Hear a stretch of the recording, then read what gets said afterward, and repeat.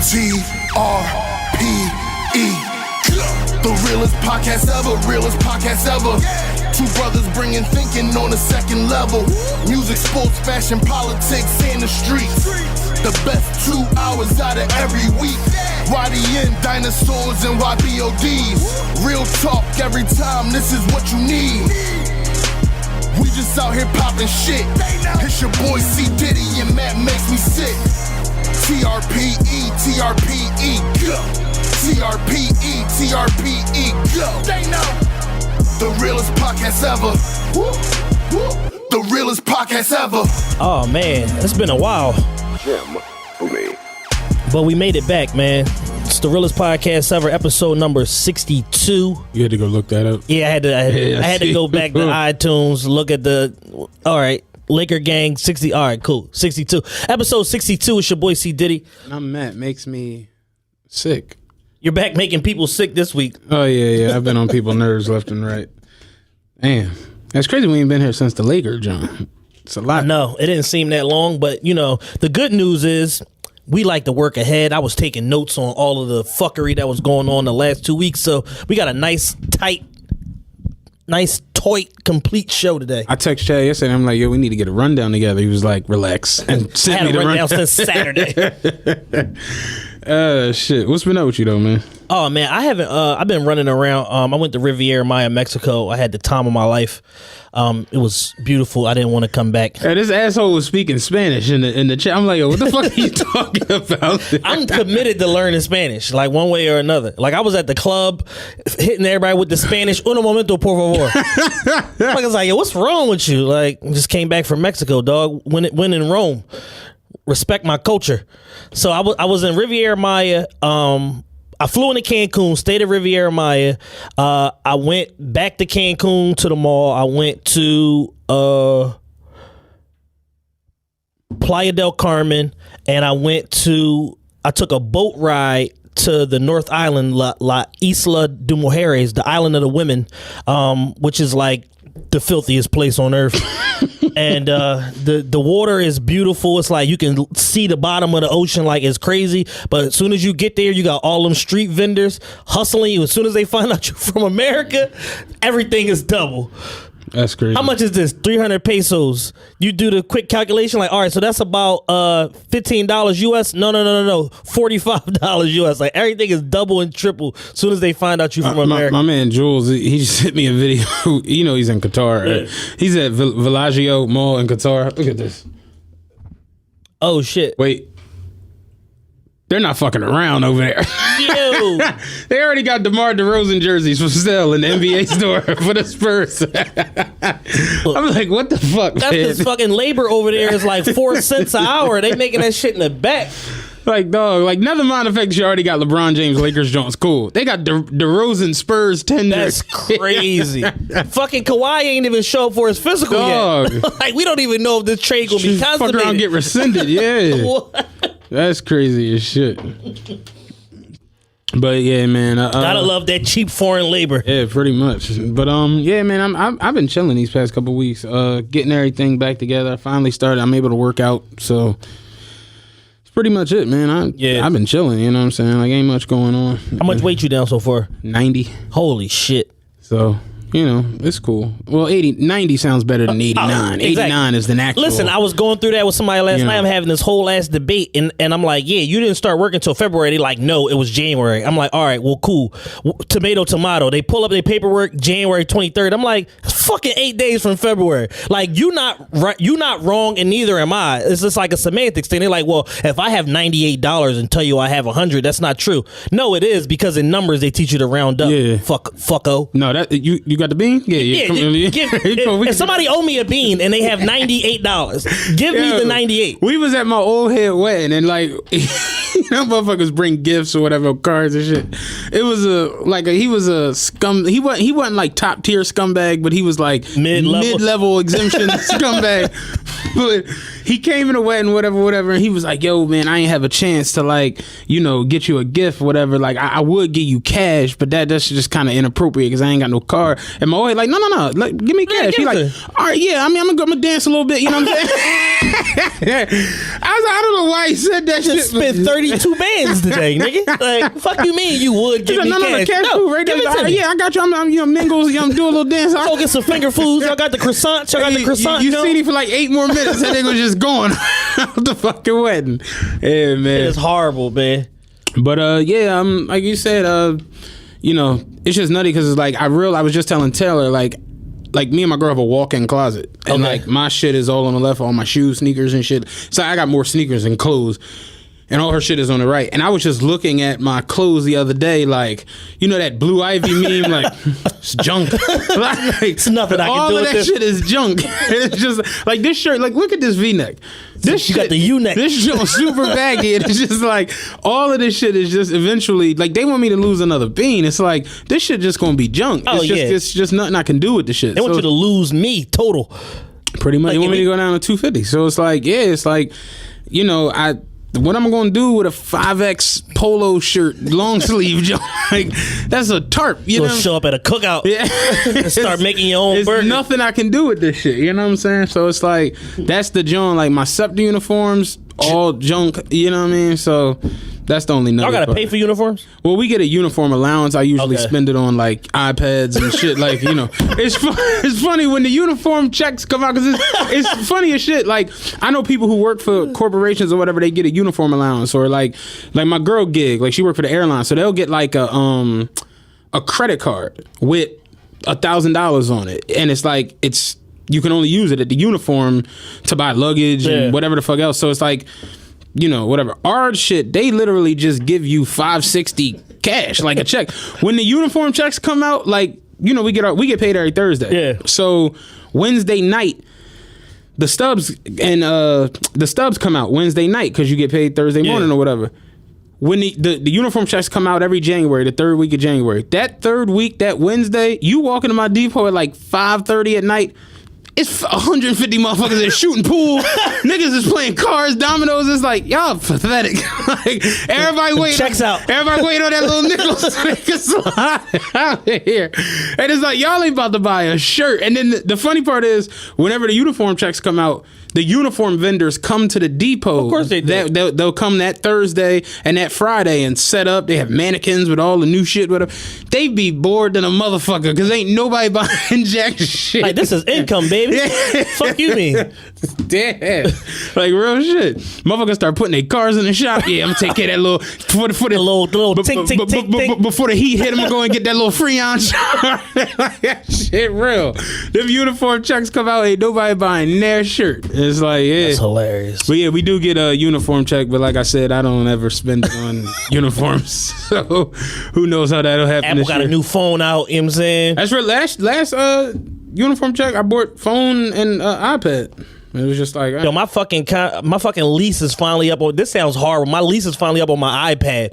I've been paying for this shit for the last 24 months. It's finally up. They're like, it's not going to be. Sprint sent me a reminder like it's not going to get any cheaper if you hold on to it. Like, I don't want it. I don't want to keep it. Take this one. you know, I recently just went to AT&T because Sprint was playing games. I had my iPhone 6 and I never upgraded to the 7, none of that shit.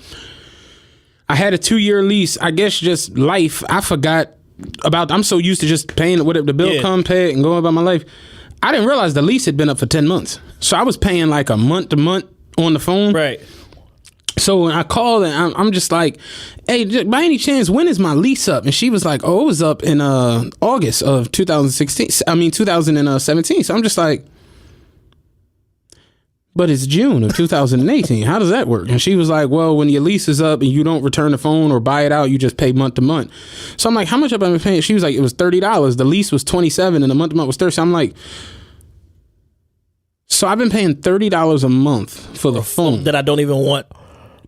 So what? How does this end? She was like, you could buy the phone or return it. And I'm like, but if how much is it to buy the phone? She was like, it's $160. And I'm just like, but I've given you $30 a month for 10 months. This is the 10th month. I'm like, that's $300 unless I'm tripping. And I'm like, yeah, nah, I'm not about to give you another $160 on top of the $300 that I've given you, on top of 20-month lease with the phone. Yeah. I'm like, that's me paying $1,000 some. Like, that's just stupid. Could have bought the phone for $400. So I'm like, I'll tell you what, because I'd wanted to keep the phone because I had so much shit in it. But I was just like, fuck it, I'll just back up my, iCloud, put it on a new phone. Yeah. And I was like, I don't even like the way you handle this whole situation. I don't like y'all. I'm done with y'all. I'm going to AT&T. Boom. I go to AT&T, get a new phone. So I have the 10 and I have the 6 from the 10 is from AT&T, the 6 is from Sprint. So I was like, yeah, you can close out my joint. I'm gonna send y'all the phone. I'm gonna give y'all the phone back. Ain't no big deal. She like, okay. I go to the Sprint store on the boulevard to give them the phone. Phone's in pristine condition too. It's perfect.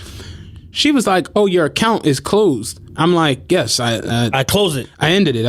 Here's the phone." She's like, "Oh, we can't take it because the account is closed. You're gonna have to mail it." And I'm like, "Well, how the fuck does that happen?" She was like, "We can send you the kit so you can mail it." And I'm like, "But I'm but here I am. Sprint. Do Y'all don't have a kit in the back? You ain't got a fucking shoebox or something we can put this motherfucker in?" I'm like, why do we have to go through this? So then they send the kit. They send the kit to a wrong address. Of course they do. 2 weeks goes by and I'm like, yo, where the fuck is Same shit happened to me. Here go the crazy part. So then I call. I'm like, yo, I didn't get the kit. What's going on? She was like, okay, we're gonna resend it. I'm like, all right, cool. Another couple days goes past. Whatever, I don't think nothing about it. I go to my fucking, because my mail don't come to my house because we're all black. I go to pick up Who does that? I go to my mail to pick my, I go to my grandpa's crib to put my mail up, and I see collection services. I look, Sprint. Then I'm like, you motherfuckers. Like, I see what the fuck y'all did here. Little do they know I got Lexus to the law in my back pocket. So it's like, now I just got the phone and they won't accept the shit back. And it's just like, now I have a wiped out, because you when you getting ready to get the phone back, you wipe it. Yeah. Like, I took it. You got the John where you can just delete everything. The phone is literally like Hola, like when you start an iPhone. So I was like, now I just have it sitting, and they like, oh, just sell it. And I'm like, yeah, the battery ain't great. Them 6s, the batteries was all. So I'm like, I might just get the battery repair. You can go to Apple and get it for like $25 or whatever. I might just get the battery repair and then just sell it. But that's, Yeah, Sprint is fucking retarded. Fuck Sprint. I had two situations with Sprint. I had a similar thing where it was like they were supposed to send me a phone. When I ordered the phone, it said on my order that it was back ordered. It wasn't. They sent the shit out in 24 hours. I wasn't there to receive the device. So eventually the shit got sent to like a UPS location and then got sent back to Sprint. At no point did they update me and tell me that they took this phone back, even though they billed me for the phone.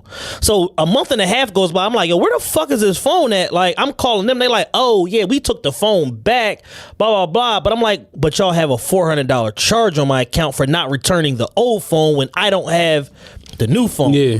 So then it's this whole thing about a return kit and this and that. I go into a Sprint store. They found some way to override this shit and take the phone back. Yeah, she would not. She was firm. Yeah, she and was then not taking that phone. I guess I lucked up because my account was still open, but they found a way to override it and then take the phone back and then send it back for me. And then I still had to like pay them something for a whole new phone. It was just like some bullshit. I'm just like, this is a phone. It's not like I'm not leasing a Escalade. Yeah. Like, this is retarded. Yeah, the phone's shit now is just like, somebody the other day pointed out the fact that your insurance on your phone is $250. No, your deductible. It's $250. It's $250, and it's like, yo, if you get in a car accident, your deductible for your $45,000 car is $500. Yeah. Like, they playing games with these phones. I'm like, yo. They know how much you give a shit about it. Yo, it's crazy. It's like, remember back in the day when the phone was a $200? Yeah. Like $200, sign a 2-year agreement and keep it the fuck moving. Yeah, and the deductible was like $50. Now you wind up paying $1,200 for the new iPhone. Like, you gonna pay? Oh, you gonna pay. Remember MCI? You gonna fucking change? Like, you're gonna pay. And it's like, real shit. You're gonna pay this money because you gonna give us $170 down. You gonna pay $27 a month for 2 years or a year and a half. Then when that shit is done, we be like, oh no, I mean, you can have the phone. You give us a Tracy. And you like, bitch. Like, what? Like, I throw this in your fucking face. So what was I doing the whole time? It's crazy, yo. Paying for usage. You was just leasing the bitch. And they said, I was reading something when the phone leasing shit first came out, probably like a month after. They was like, on either Fortune or Forbes was doing a story like, is this phone leasing shit unconstitutional and like against the law? And they like, yeah, more times it is than likely, because they found out that for the last 30 years, the mobile carrier has been charging us like a federal surcharge that's not even like a real thing. Like, they made up a tax to just charge motherfuckers for using their phone. Shit crazy, dog. Like, That's how Apple and shit becomes the most cash rich company on the planet. You know what I'm saying? These phones are a mess. Yeah, but you need it. So it's one of them things. And they always happen to break 2 years after you. Ain't that crazy? The lease expire, your batteries slow down. Remember, Apple just got 2 years. Apple just got jammed up with that, with the whole battery. Yeah. Oh shit! No, we wasn't like purposely fucking the batteries It's up. just something with these lithium ion batteries, You man. know, we just was not giving them the right amount of juice to go on forever. If that is cool with y'all, like this shit is nuts, man. And they know, motherfuckers phone break. Motherfucker car is barely running. They like, whatever, I'm out. Motherfucker phone start My acting phone up. broke? Oh, man. Nigga had this nigga calling Luck. Yo, you got Luck numbers? You got Big Dan number? God damn, motherfucking phone acting crazy. Yo, I seen a joint the other day where the boy it was like a skit or whatever, but he had gotten like a serious car accident, and the paramedics was like, you want us to give your personal belongings to your girl? And he was like, yeah, give her my wallet, keys, bring my phone here though. Like bring my phone. And the boy like got his neck all wrapped up head. He leaking. No, bring my phone. Yeah, though. don't do that. Don't sit there, bring my phone. Don't send that. I ain't gonna have nowhere to go. And then did it fast forward. The boy was walking out the hospital like in his with the gown on? Yeah, the bitch was in the car with the No, fuck you, nigga. Yo, shit crazy. But yeah, man, all in all, I'm in a good space, you know what I'm saying? Trying to, like a crackhead after a stroke, just taking it one day at a time, you know what I'm saying? Just trying to get my feet back. After a stroke. We've had a lot pop off since we've been here. Yes. A whole lot. We missed a couple weeks of action. Where do you want to start? Because I normally start off the foolishness. Where do you want to start this week? I want to start on a high note. But with a high note, I mean vagina merchants. Oh, okay. I want to talk about the Claremont twin. Yo, listen, selling bots online. I saw some of it. I didn't see the whole entire. Oh man, is that the one that was in the Yeezy shit? yes. Okay, cool. All right. So for those of you that don't know, the Claremont twins of Bad Girls Club, quote unquote fame. They just most recently did the Yeezy season, 97, whatever Yeah. fuck season we on.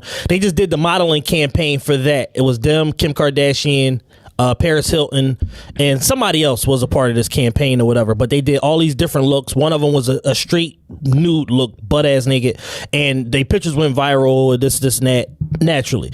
So we just found out within the last 2 weeks that at least one Claremont twin was on sugardaddyforme.com with a profile and basically setting up dates with Johns at a rate of $200 an hour. So she negotiated a date with a John in New York City. They come to terms on agreement, $400. So she goes to his apartment, meets him, they go out, drinking, eat, blah, blah, blah, come back to his apartment, he dies. So what we don't know is if the pussy killed him or if he just... Oh, she was fucking. She was fucking, for sure. But I thought that it was just for what they say on Backpage, time and service. Time. 400 roses. 400 roses. 400 roses for time and companionship. That's what the fuck I was thinking about. If anything else happens, that's agreement between two consenting adults. Yeah. So the guy fucking dies or whatever. So this dummy, instead of saying, "Hey, let me call the authorities," like most women in the 21st century, what she decides to do is, let me use this dead man's credit card on everything. She bought plane tickets. Yeah, she paid her rent. She had a $17,000 shopping spree with all of the fucking clothes getting delivered to her house. Motherfuckers is retarded. And now she's facing 1 or 2 counts of aggravated wire fraud and a bunch of other other charges. She's facing 20 years in federal court, and she's been indicted in Manhattan criminal court as a result to this. And the funniest part of the whole shit is that when she got bailed out, she posted $100,000 bond. First thing I said is, where the fuck these bitches get $100,000 to post bond from? Whatever. The funniest part of it is when she's walking out of the courtroom, she's covering her face as if her twin doesn't have the same exact fucking face walking right next to her. It's the dumbest perp walk of all fucking time. Hey, that's some stupid ass shit. It's like me and you are twins. I just got booked. You just came and bailed me out. You got the jacket over your face, and your face is right here, which is the same fucking face. Like ridiculous. Shit. So to make matters worse, now because it's a cyber crime, they're digging into all of their internet history and shit like that. They were also registered on a bestiality website as well. What? And were turning dates with guys who like to fuck animals as well. We've come to find out in a subsequent investigation. Yeah, I mean, if you selling pussy, you know what I'm saying? It's like you can't really like. I mean, I guess you can, but you know, like Burger King and refuse service if you ain't got no shirt or no shoes. No shirt, no shoes, no service. Yeah, it's like lambs. Hold on, my nigga. I don't know nothing about no lambs. You know what I'm saying? A chicken, that's a whole different story. Yeah, motherfuckers is shot out, man. 2018 is crazy. Yeah, so it was Shanday Claremont, which I couldn't pick these hoes out of a lineup, telling which one is which. But yeah, they racked up $20,000 in charges post-mortem. Rest in peace, this poor guy. Nobody even knows his fucking name. Yeah, how about it? He's just some rich dead guy in New York City. What's crazy is what's the chick's names that's on the Drake song? Kiki. Yeah, what's the chick? City Girls. One of them. JT. Aggravated identity theft. Yeah, did she turn herself in? Yeah, and when I saw that shit, and I'm just like, think about how crazy that is. Like, this nigga takes y'all and puts y'all on a song that winds up becoming the #1 song in the country, and now you about to go do 2 years for a stack. Yeah. And I'm like, we make some stupid piss poor decisions. The song dropped on Thursday night / Friday morning. She had to turn herself in on Friday. They gave her like an extra 4 days. I guess the judge heard the song. Was like, oh shit, you gotta come with Drake. John lit. Be back here Monday though, bitch. Handle your personal affairs, whore. See you on Monday. Yeah, because they asked the judge for a month. The lawyer, of course they did, and was like, "Yo, look, we trying to go chase these bags real quick. Like let us get the album done. That way, by the time she come on, we'll be on the second album." And the tour judge like, "All right, cool the fuck out. Like y'all ain't that. Y'all pushing it. Y'all tripping. You know what I'm saying? Yeah, she had to go to jail, and I'm like, that's how crazy life can be. Yes, like a dumbass decision for a stack. Derail your whole shit. Derail your whole. Look at Shiggy just off the dance. This nigga's at the ESPYs fucking around. Like he just fucking around on some shit right now, and it's like. We're gonna get to that. Y'all weird, but we gonna get to that a little bit later. But it's like, it's like you do some stupid shit, and it really just like. Yo, I said this in the group chat this week. On the whole, not individually, because some of y'all have sense, but on the whole, the present day black person is so stupid. You gotta watch my story that I did today. You damn near don't blame people for taking advantage of it. I'm like, the black race is doomed. I was like, we're doomed. I was like, well, y'all are doomed. Because like, I'm gonna be all right. I'm not black. I don't have anything to do with this. So listen, right, real quick.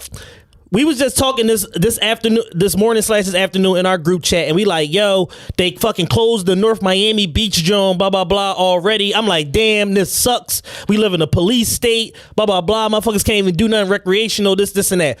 I go on Instagram, and the first video on my homegirl page I see is y'all acting a fool at the North Miami fucking beach shit. Yeah. And I said, shut the whole cookie operation down.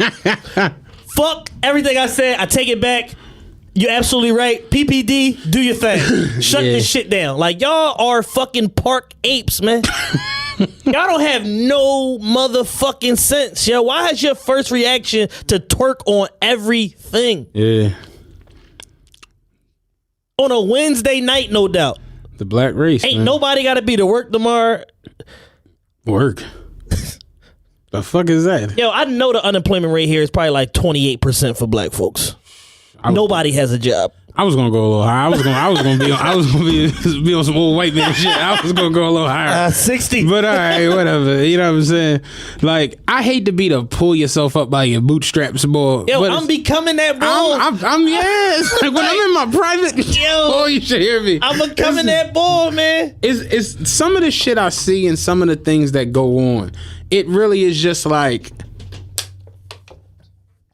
Y'all nightmares. Like when I see kids getting shot up and shit, just like.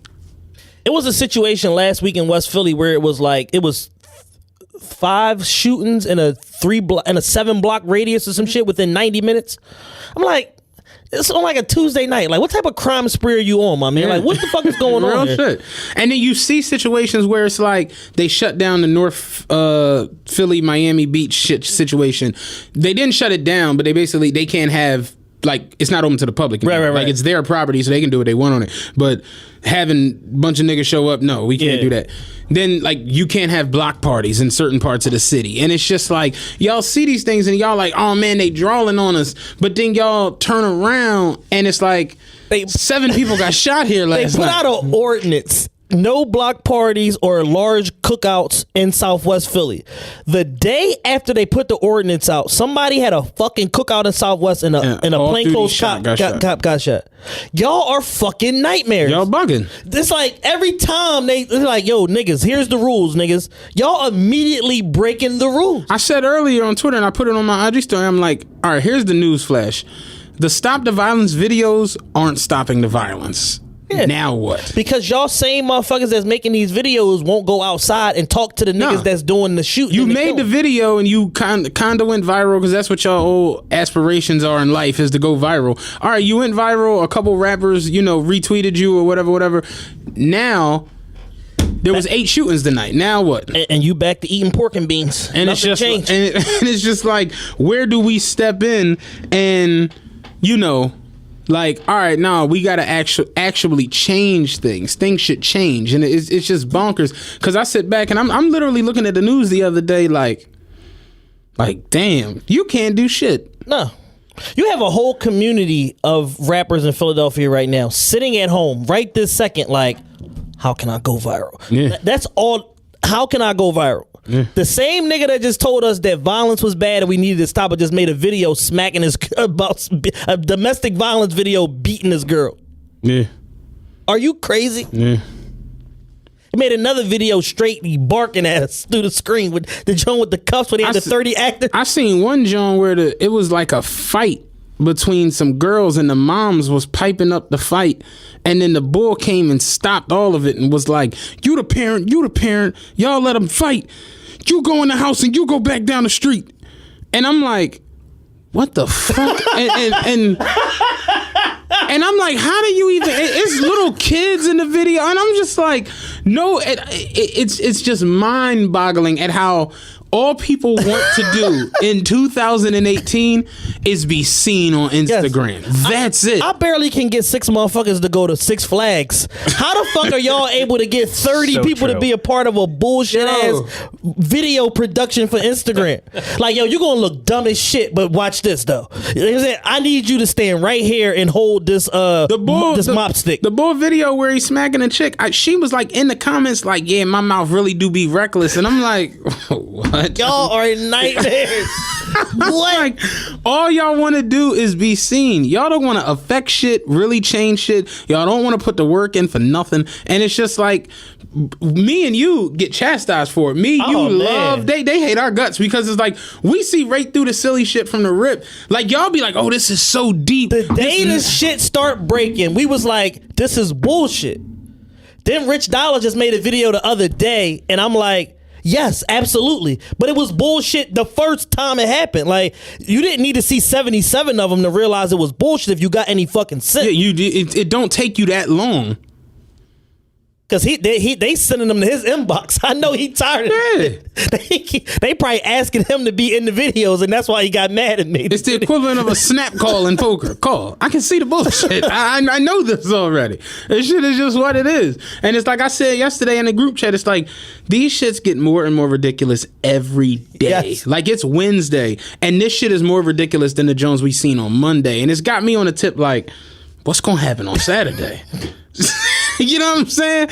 What about next Tuesday? Like, shit just ain't gonna stop. We using live bullets next Tuesday. And this goes to the y'all weird with the whole Shiggy getting 250 from Drake. It's like, that was the most ridiculous shit I saw the entire week. And it's like, people don't understand is whoever made that dumbass, it wasn't even a meme. I would say like a fake news headline. Whoever made that and whoever posted that, I hate all of y'all. Yes. Because All that does, never mind the fact that Drake is a fucking genius. Shiggy, I'm assuming he has to be some type brilliant because he's a talented young nigga. If there was a monetary exchange, neither one of them would disclose this information. Nobody's claiming it. No one. Y'all see this, you don't know where it come from, you don't know any type source that's reputable, that's putting this shit out. There isn't one. There isn't one. Y'all take this, put it on Instagram, and everybody's like, yo, that's what's up. See, that's what the power of the internet, that's how you do it. See, you stay true to your dream and all this garbage. And now y'all like Drake again. And it's like, yeah, that. But people don't even realize is all this does is influence a whole generation of morons who sit around and like, see, you go viral, you get a bag. Get the big bag. Get the guns. Come on, y'all. It's just stupid. It's so crazy because people literally don't understand money. No. And I'm tired of... I'm sorry, I didn't mean to cut you off. Yeah. But the part that fucks me up is it's the entrepreneurs. It's the move makers. It's the taste makers of the city. That don't understand like, how are money. you this stupid, but you teach seminars on how to be smart? Because they talking to stupider people than them. Shit is crazy. It's the American dream. You stupid. You find some stupider people and finesse them. Get them to engage with your dumbass message and finesse them. My biggest issue is y'all do not understand money. No. For $250,000, you can have a prominent political figure murdered on television. You know what I said to my homie at work? Because he's stupid. And he comes up. He's like, yo, you see the young boy that did that dance? Drake gave him $250K. He's like, that shit crazy. And I'm like, so what you're telling me is Drake paid him more than the producer? And he was like, yeah, I don't know. Let me see. And he was like, I'm going to see if this shit true. And start looking around. I'm just Trap like, Money Benny probably got 5 racks. I'm like, you should have did that before you came over here talking to me. See how you walked up here? Armed with no facts? I need you to spin it around. And that's why I'm like, so you telling me Drake gave this guy more than the producer of the song? Let me go think. Let me take it to the head real quick. I'll be back in a second. This shit was the most irresponsible news headline I ever seen in my life. Like, Shiggy lived in his basement with his mom and his cats in Queens. Y'all gonna have every dirty nigga from Queens and Far Rockaway looking for him. DMX said it best, a nigga will kill you over what they think you got. Yeah. They gonna murder Shiggy about a $250,000 because niggas think that whatever money you got it on you at all times. Yo, Drake gave him a brown bag with a $250,000 in it. Run it, Shiggy. And do that dance real quick before I pop your nut ass. Y'all gonna get Shiggy kidnapped. You know what? I have like a weird little, you know how like people got weird, like, what's it called? Like when they like smelling gasoline and shit like weird that. Smells? Yeah, not no smell, but just like a weird little idiosyncrasy. Yeah. When I see a stupid ass post, I have to go into the comments to see if I can like spot any of my stupid ass followers in there. And I'm going on these posts this week and I'm just like, yo, I got some real dumb ass like, Jesus Christ. I'm talking about like, somebody had posted that shit the other day and the chick was in the comments like, yo, this the best news I got all day. And I'm like, this news isn't for you. I'm like, your life stink. I'm like, damn. Like, Shiggy getting fake $250K from Drake 250 is the best news you got all day. And then I thought about it like her baby father is probably a trying to go viral idiot. So it's like, yo, my baby father might. There's hope. There's hope for us that last. It's crazy. But like when the dad got a good job on Good Times, finally. Iggy. What you was about to say, T? I was going to say, let's say you go viral. Like, what's next? That'd be my joint. Like, what skills are you going to use to continue getting more money in? Like, it's like if you haul off and make like an amazing casserole or lasagna, you still have to get out there and sell it and start a restaurant. It's like, all right, yeah, you did this, but now what? Now what? Yeah, that's my whole thing in life. Motherfucker tell you, when I see you, I'm gonna smack the shit out of you. I'm gonna stab you. I'm gonna kill you. Okay, and then what? You gonna go to jail or somebody gonna blow your fucking brains out for doing all of that to me? Is this what you really want to do? I didn't look at it like that. I know you didn't. Have a nice day. It's real. People really just don't think past what's right now, what's there. right in front of them. Yeah, like we talk about all the time, secondary thinking. Like people just cannot go to the next, and it's like I've gotten to the point where like I told you I just had to start blocking people on Twitter because it's like. When I do this, people will be like, "Oh, you hate everything," and I'll be like, "No, I love shit. This water is I love things." My thing is, I just have a low tolerance for silly shit. Yeah. So it's like if I see something and I know this is garbage, like what movie was that with Pacino with Sosa? Scarface. My associate spotted his garbage. They hung him right out of a helicopter. We ain't even giving you a chance to explain this shit. Yeah. And he like, you with this Chivato or not? He like, I never liked this pussy. You know what I'm saying?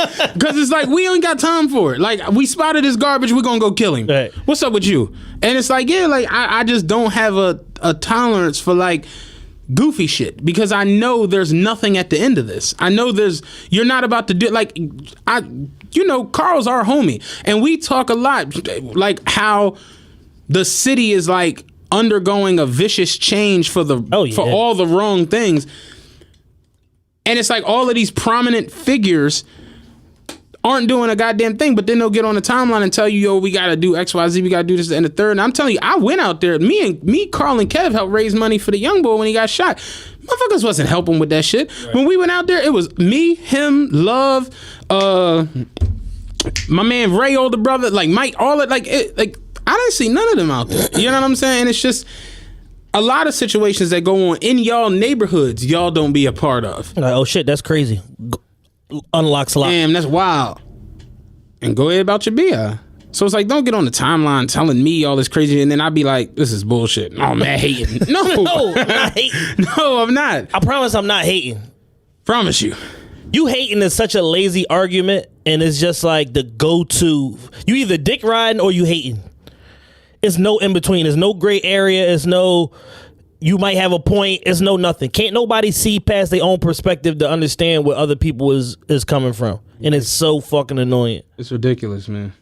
Like, but we could be here all day with that. I'm not spending too much time on that. Y'all just need to get it the fuck together. Absolutely. You want to talk about Drake and these numbers, man? Yeah. Well, I want you. How you want to do this?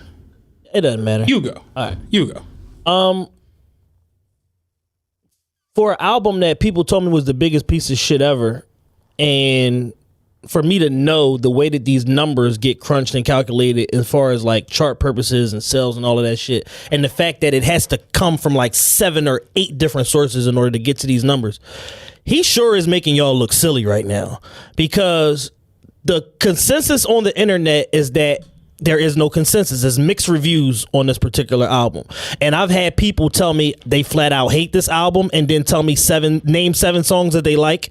I've had people tell me that it's a classic and can only name 2 songs. Mm-hmm. And then I've had people like me and Matt that are like, it's not his best work, it's not his worst work, but he's kicking everybody's ass. And last night, somebody brought up the point to me to say, for Drake's album to be quote unquote so bad, it sure is the only shit that's sticking compared to everybody else. Mm-hmm. Kanye threw 5 albums out into the atmosphere. The only one that stuck was Pusha T for 7 weeks, and now nobody's not talking about that no more neither. Mm-hmm. So it's like, for this to be so horrible and the piece of shit album, a lot of people are streaming these songs. A lot of people are watching these videos. A lot of people are buying his album on iTunes and on Spotify and on this and on that. And it's like,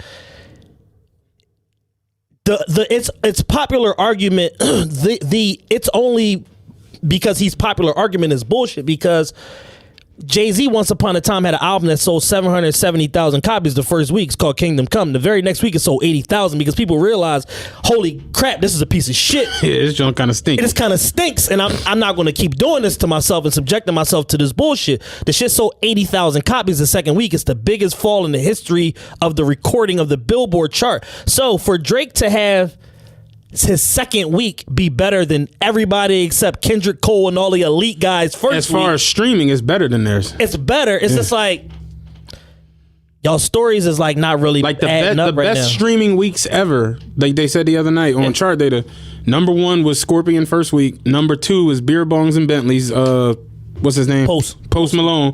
And number 3 is Scorpion's second Second week. week. And that's better than KOD, Damn, More Life, and Views. And I'm just like, God damn. Like, Yeah. this is my thing with this album. And, you know, if y'all hate Drake, you're probably going to fast forward this because it's just keeping it a bean. This album is probably going to go down as the biggest album of this generation. Here's why I say this. Again, I'm not just throwing shit out there. Right. Here come the facts. It's the first album to ever do 1 billion streams in a week. It did 1 billion in a week. He broke a record that has stood since 1989. Janet Jackson's Rhythm Nation had 7 top 10 songs. Not at once, but in all. The album had 7 top 10 songs. This is the first album, period, in 30 since years, 89 to have 7 top 10 hits. Do you know how many classic rap albums have come out since 89? Yeah. I'm talking about The Chronic, like, All like Eyes on Me, changing, More Money, More Problems. nigga. It was written. more fucking the Marshall Mathers LP, the Black Album, Get Rich or Die Trying, like monster Daddy and the smash Family. albums. And you could leave rap and go to Beyonce, Bruno Mars, Maroon 5, One Direction, Adele. Taylor Swift, Adele. No one since 89 has had 7 top 10 hits on an album. This nigga had 7 at one time. Yes. The most that have ever happened before that were the Beatles in 64. They had 5 top 10 hits at one time. My man just took down a record that stood since 89 and since 64. What the fuck? It was the number 1 album in 92 countries. I'm not the smartest man, but as far as I know, it's 187 countries registered on Earth. Right. If you do 92 divided by 187, move the decimal over to About 49%. 56. Like, over half of the world, that album was number 1 in that country. He put out 25 songs on the album. All 25 songs charted. All 25 songs charted in the top 51. Yeah. Ratchet Happy Birthday was the lowest performing song on the album. It was the number 51 song on the Billboard Hot 100. God's Plan was number 1 for 11 weeks. He knocked God's Plan out of number 1 with Nice for What. Nice for What has gone number 1 4 different times. It's the first song in the history of life as humans have lived on this planet that a song has gone number 1 4 different times. Right. 8 Thriller weeks total. didn't go number 1 4 different times. Nice for One is the number what? Number 1. He knocks it out with In My Feelings. He got 3 number 1 songs on this album alone. It's like, it's just total domination. And this ain't in a dry era. This is in a motherfucking summer where J. Cole dropped, Jay-Z and Beyonce dropped, Future dropped, Kanye dropped, Pusha T dropped, the whole Good Music fucking dropped. Nas dropped. It's just like he did this when everybody was out and everybody had to tuck that shit in. It really, for me, it's just not even an argument. And my biggest thing, like my man said, shout out to Ro, I completely forgot this. He was like, the thing that irritates me with the people who hate Drake, when you tell them about the numbers and the streams, they be like, oh, that don't mean nothing. But he's like, I remember 2007, the first BET Hip Hop Awards. Jay-Z was actually he never comes to the Hip Hop Awards anymore. He was there. But he was there and he got on stage and he said, men lie, women lie, numbers don't. And niggas love that. And it's like, yeah, the numbers don't lie until they work in a favor of a motherfucker that you don't can't like. stand. Yeah. And then it's like, oh, fuck the numbers. But it's like, nah, that motherfucker's annihilating the charts. He's annihilating the radio. He's annihilating the club. He's annihilating the fucking Forbes list. Nigga made 92 last year and will probably do that shit again. He just signed a check for 40. Yeah. It's like, no, I'm sorry. That was an old check. Well, the new check is, I think, 4 albums, 30 of pop with Universal Music Group. It's just crazy. It's like you literally talking about somebody that's just total domination. And like my man Mark said, shout out Mark, he's like, I fully understand it now. Cause he was like, I never really got into this whole Billboard chart shit, but he's like, I'm really looking at it now. And he was like, yo, I can really understand why motherfuckers just cannot stand this motherfucker. He was like, look at Push, who literally put all his energy into trying to just like dismantle this nigga. Yeah. He was like, Pusher's best hit on Billboard was Runaway on Kanye's album. That's the highest entry he's ever had on Billboard. That was a number 12 song. In My Feelings, the number 1 song in the country. He was like, that means Kiki, Do You Love Me? is bigger than anything Pusha's done in his career. In 18 years. That's got a sting when you hate a motherfucker, and it's just like Drake on some not even trying can go number one. It's just bonkers. Like that's nuts when you really sit back and think about it. And really what it comes down to is, and I know a lot of listeners are going to be mad at me for this, the whole thing, what it comes down to is it's jealousy. And it's jealousy being spurned by y'all favorite artists that's trickling down to y'all. Yeah. Kanye, Pusha, Jay-Z are all the fuck miserable and Puff jealous like, of this man. Motherfuckers was grinding Puff up when he congratulated, because Puff was, and I'm like, that's another part that's funny. Seeing DJ Drama in Drake comments, like, it's time. like, nigga, if you don't get your dick riding ass out of here. Like, Puff congratulated him. Motherfuckers was going at Puff head on that fucking post. Like, man, get your bitch ass out. Because they looking for more advocates for the hate train. And people, Puffy smacked him, da da da da. All right, cool. Whatever. We wasn't there. Whatever happened. Sam Sneak reported, said, well, cool. Puffy went on that motherfucking Breakfast Club and was like, I love Drake. Drake's the best artist out. He's my favorite artist. I don't want no problems with Drake, because you know why? That motherfucking courtesy call went out and he said, oh, Drake is family. And if you want to put your hands on my family, that leave your family up to be touched. Oh, I'm going to change my whole motherfucking tune. And Puffy's a gangster. Gangster niggas told me that. He's a sissy, but he's a gangster, was their exact words. And Puff had the whole goddamn Crips in his pocket at one point. He heard that Jay Prince shit and he changed his tune on Drake. So it was like, yo, you trying to push I knew, honestly, the internet just might not be for me when I see motherfuckers like, who the fuck is Jay Prince? And I'm just like, you know, the Usher. Yeah, like really. The Nick Young John, everything is like what? I really just was like, yeah, this internet shit. Nigga told me Jay Prince is known for selling wolf tickets. I said, damn, y'all a different breed. Yeah. He only did that to his own people. I said, well, remember the joint I showed y'all where the bull was like he was trying to prank him and he called his stuff and he said, I left Texas. Yeah, nigga just calmly said, where you at? Where you at? Where you at? We about to do this shit over the phone, dog. Where you at? He said, you was such and such. I know where you at. I'm on my way. Turn this car around. I'm on my way, man. He said, that shit scared the shit out of me. He said, this nigga just real calm. Where you at? But it's like you look at all these guys and it's like, yo, y'all all got y'all separate issues, whatever that y'all want to make with the man, but it all really comes down to jealousy and the fact that he's not breaking bread with none of y'all. Kanye, you fucking go and you beg Drake, come to Wyoming, do this. We can't find a hit, blah blah blah. He give you the best song on your fucking album, arguably the best song on your terrible ass fucking album, and soon as he said on the W freestyle, I just left from there putting pen to the sheet. Soon as he leaves, now y'all formulate this. We putting out all these albums and this and that. Drake doing 25 songs. We gonna do 30. Like everything that these niggas is doing is in direct correlation to what he's doing. Y'all tried to flood the market to try to drown out what he was putting out, and it didn't fucking work. None of y'all shit stuck.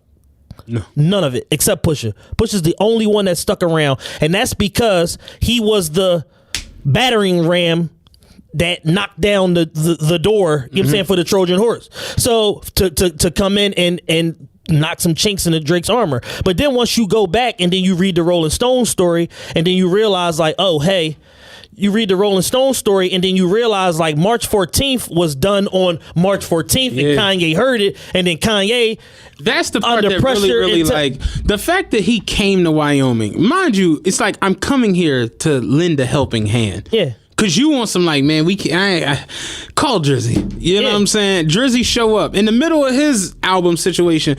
Here I come do this. I get here, yo, let me play the song for you. Oh yeah, what's this? It's called March 14th. It's about the day I found out that, you know, my son is, you know, like I actually got a son, you know what I'm saying? And you know, I'm gonna do this whole press run with Adidas, you know what I'm saying? Like to like, you know, put it out there. And he tell you this. And then he bounced from there. And then you know Infrared is coming because you're producing it. You know you're producing it and executive producing it. Like you know Infrared is coming. So it's like he leaves from Wyoming, y'all drop Infrared, and he like the fuck? So he dropped Duppy. damn, like if you feel like that for me working with a nigga on a couple of V's, how do you feel about the nigga that's making your beats? I've done shit for him I thought I would never, he never would need. Father had to stretch his hands out and get him from me. I pop style for 30 hours, then let him repeat. I just left him over there putting pen to the sheet. Like, it's the truth. That's God's honest truth. What happened? Then you like, yo, he played me the John about his son. And Push like, word? Yeah, he got a kid with the porno bitch. And it's like, y'all weird as shit. Man. Yeah, for sure. Y'all weird. I see somebody the other day was like, yo, Push been nice for years, but y'all all just became fans because of this one particular reason. And he like, y'all weird as shit. You know what I mean? I'm like, yeah, like I told you, I love Push. I love the Clips. Like that was one of my favorite fucking groups. But it's like, I ain't just become a Push fan because of that. It's like, if anything, I was on the tip like, nah, Push. Like you way better than this lyrical. Yeah, and the thing is, why like, we doing this? My man Esco, my old head, he loved Push. That's his favorite rapper. And throughout that whole beef, he texting me, he calling me, he like, that ain't it. Like he's as far as Push go, he like, that ain't it. That shit not hot. That shit is bullshit. Push on Big Boy sounding like a bitter baby mom. Push's on here sounding crazy. Like it's jealousy. And then the crazy part is for me, like yesterday, was it yesterday?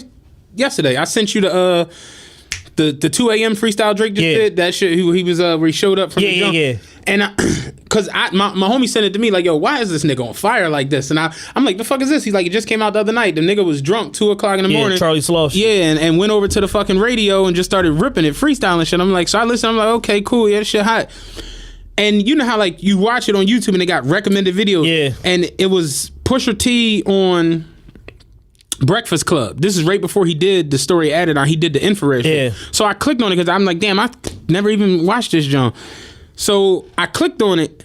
All the recommended videos, it's Pusha T interviews on all these different places, and it's Drake. All about Drake. And I'm just like, yo, that's really like the angle. You know what I'm saying? Yeah. It's like, fuck mommy, fuck. And the crazy part is, what's his album called? Daytona. It's excellent. Good as shit. Like, I'm listening to it the other day. Like, if you know is all that. I love that. I love Games We Play. I hate the joint with Ross. Santeria is out of this fucking world. The only part of Santeria I don't like is that beat change at the end. But that when that shit was perfect. What Would Meek Do is and then Infrared was hot as shit. But it's just like the album for me, like when he told Charlamagne, I got everything across I wanted to get in the 7 songs, I'm like, he lying. It's like, it's just impossible to do that in 7 songs. Even like Nas John, like when Nas' album really starts heating up, it's over. And it's just like, yeah, dog, like 7 songs just not it. Even Jay said it on the fucking Carter's album. 7 songs ain't it. It's just not. That ain't it, homie. And he was talking about Kanye, but just in general, 7 songs ain't it. It just ain't it. And literally, and like people was like, all those fans that hate Drake, oh no, see you do 7 songs because people don't got an attention span no more. It's 2018. You can't get motherfuckers to pay attention to more than 10, 13 songs. Yeah, then Drake got 25 nigga just dropped 25 and it's like they paying attention to all them shits. The bullshit songs is charting higher than y'all shit. Yeah, I mean, 3 or however many 4 weeks 3 weeks removed from Scorpion or whatever. June 29th. Yeah, my honest 3 weeks now officially. My assessment is it's 4 to 6 songs too long, depending on what day I listen to it. Like Summer Games, like certain Jones are just like, yeah, I could do without Summer Games. The John with the Nicki Minaj shit on the hook, the verses are hot. Yeah. I don't get why he did what he did. It's Nicki, it's just folks. Right. But it's like certain joints is like, all right, we could have did without y'all that. Y'all let your baby father hold your car when you're at work. It's like, I get it. You know what I'm saying? So it's like, if we get rid of that 4 or 6, change the layout of it or whatever, the track list or whatever a little bit, it's an excellent album. I said because it's an 8 out of 10 as constructed. I said it to you. The album has 7 perfect songs on it. There ain't too many albums that drop that just have set absolutely. I'm not like Nonstop is perfect. God's Plan is perfect. Nice for What is perfect. Jaded is perfect. After Dark is fucking perfect. It's like, it's really perfect fucking joints on there. And when we say perfect records, we mean something that's so musically sound you don't tweak it or touch it. Nothing you don't has to be remix done it. to Nothing that. has to be done to it. You don't got to revisit it. It's just what the fuck it is. It just the flow on nonstop is retarded. Out of this world. It's out of this fucking world. Fucking God's Plan melody. You could lie all you want. Everybody out there has said. She say, "Do you love me?" I told her only partly. I only love my bed and my mom. Like this, just like when you got that. Like remember that John? Me and we used to argue this all the time. This was before the podcast when ASAP Rocky John came out. What was his joint with 2 Chainz? Fucking Problems. Fucking Problems came out. Me and Chad one day for like 5 hours argued. I said Drake had the best verse on that song. Chad said no, it was Kendrick. And I'm like, dog, Drake was flowing. He's like, he was flowing, but Kendrick had that, girl, you know you want this. Like, he had the line that DJs cut in on that line. He had that shit that it hit. And it's like the more and more I listen to it, I love the way Drake was rapping on there, but I'm like, Kendrick stole the show. Like Kendrick he stole the nasty. show. And it's like some songs you don't like. That's what I'm upset became. You don't gotta lyrically tear down a house all the time. Yeah. But if you say the right line at the right time, this shit is about to be a classic. Yeah. It's just the way it go for some music. Lil Wayne is the king of that shit. Big ass chopper. Call that bitch be like them moments. Fofo Bulldog, my motherfucking pet. I got one that if we was doing that, like I got one where Weezy would literally go into the Hall of Fame for it. Live on Sunday, King of Diamonds Monday. Like that shit has spawned a life. Yeah, like, a lifestyle. Niggas straight making money off of that phrase. It's like real shit. Live on Sunday, King of Diamonds Monday. Motherfuckers can't even, there's people who can't even tell you what song that is. Right. But they know you supposed to go to Live on Sunday and then King of Diamonds Monday. Yeah. That shit real. And it's like, that's what music is. Sometimes it's not about a lyrical, diabolic thing, because if that was the case, Mr. Cheeks would be in the top 10 because he's one of the best he's one of the most lyrically gifted storytellers ever. But Mr. Cheeks ain't got no fucking God's Plan. You know what I'm saying? But you know, it's funny you bring up Mr. Cheeks because what's Mr. Cheeks' biggest song of his career? As far as the Billboard, it's Lights Camera Action. The song where he ain't rapping on it. Well, he was rapping, but it wasn't like Renee or no shit. It wasn't no deep. What was their first one? Lifestyles of the Rich and Shameless. Like it wasn't none of that shit. Yeah, it's like when you dumb your shit down and peel it back a little bit. Those are your biggest records. Nas, Street Dreams. Nas, If I Ruled the World. It's like we know Nas could tear niggas heads off with lyrics. All right, cool. Again, Jay-Z said I dumbed down my lyrics to double my dollars. Y'all, we loved it. Jay literally got 5 songs where the title has Jigga in it on Blueprint. We love this shit.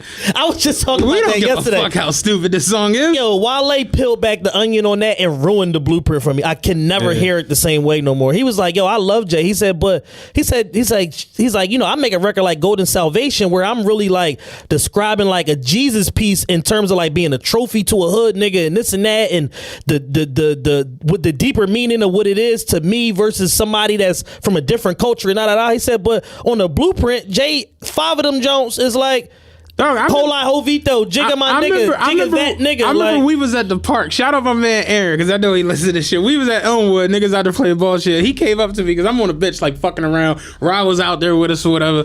And it was like a summer league game going on. We just on the bench talking shit, whatever. And my man A like, yo, because I made a post on Facebook about Jay falling off, and like nobody wants to really keep it a beam, but like lyrically Jay is Jay. He's always gonna be a good rapper, but like as far as like the way he went about constructing raps, it just completely changed after Volume 2. And he was like, you really think Jay like on some like I'm like, dog, do you realize that at one point Jay-Z said, my mind is infested with sick thoughts that circle like a Lexus. If driven wrong, it's sure to hurt you. Dual level like duplexes. In unity, my crew and me commit atrocities like we got immunity. You guessed it, manufactured intangible goods, platinum Rolexed it. We don't lease, we buy the whole car. As you should. Like Jay really lyrically, and if you listen to the Blueprint, Jay said, Jay, hey, mommy, help me say it now. Y, Z, mommy, don't be playing with me. I'm like, how much Chris is this nigga drinking?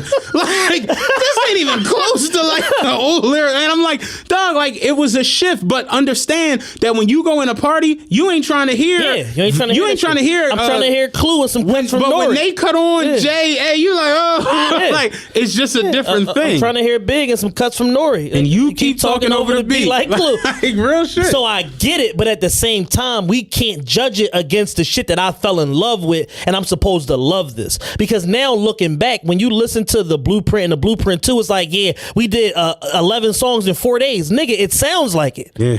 You should have fucking went back. And it's like, honestly, when I look at Drake, like, did you see Charlamagne and Rap Radar and them, Andrew Schultz and them? No. They had the Rap Radar niggas on their podcast last week. I saw it. I can't watch all of them. I only watched the clip where they were discussing Scorpion. And I did see that. Elliot Wilson, B. Dot, Charlamagne, and Charlamagne was just hating, just flat out. He just hates Drake. He just flat out hating. And Elliot Wilson was like, these dudes who we look at as like titans, because Charlamagne was like, I think Drake's catalog is getting up there, and B Dot like up there. He like, dog, I went to a concert. He got 3 hours of just hits, like it's just nonstop. And Charlamagne, like, I mean, Jay got the best catalog.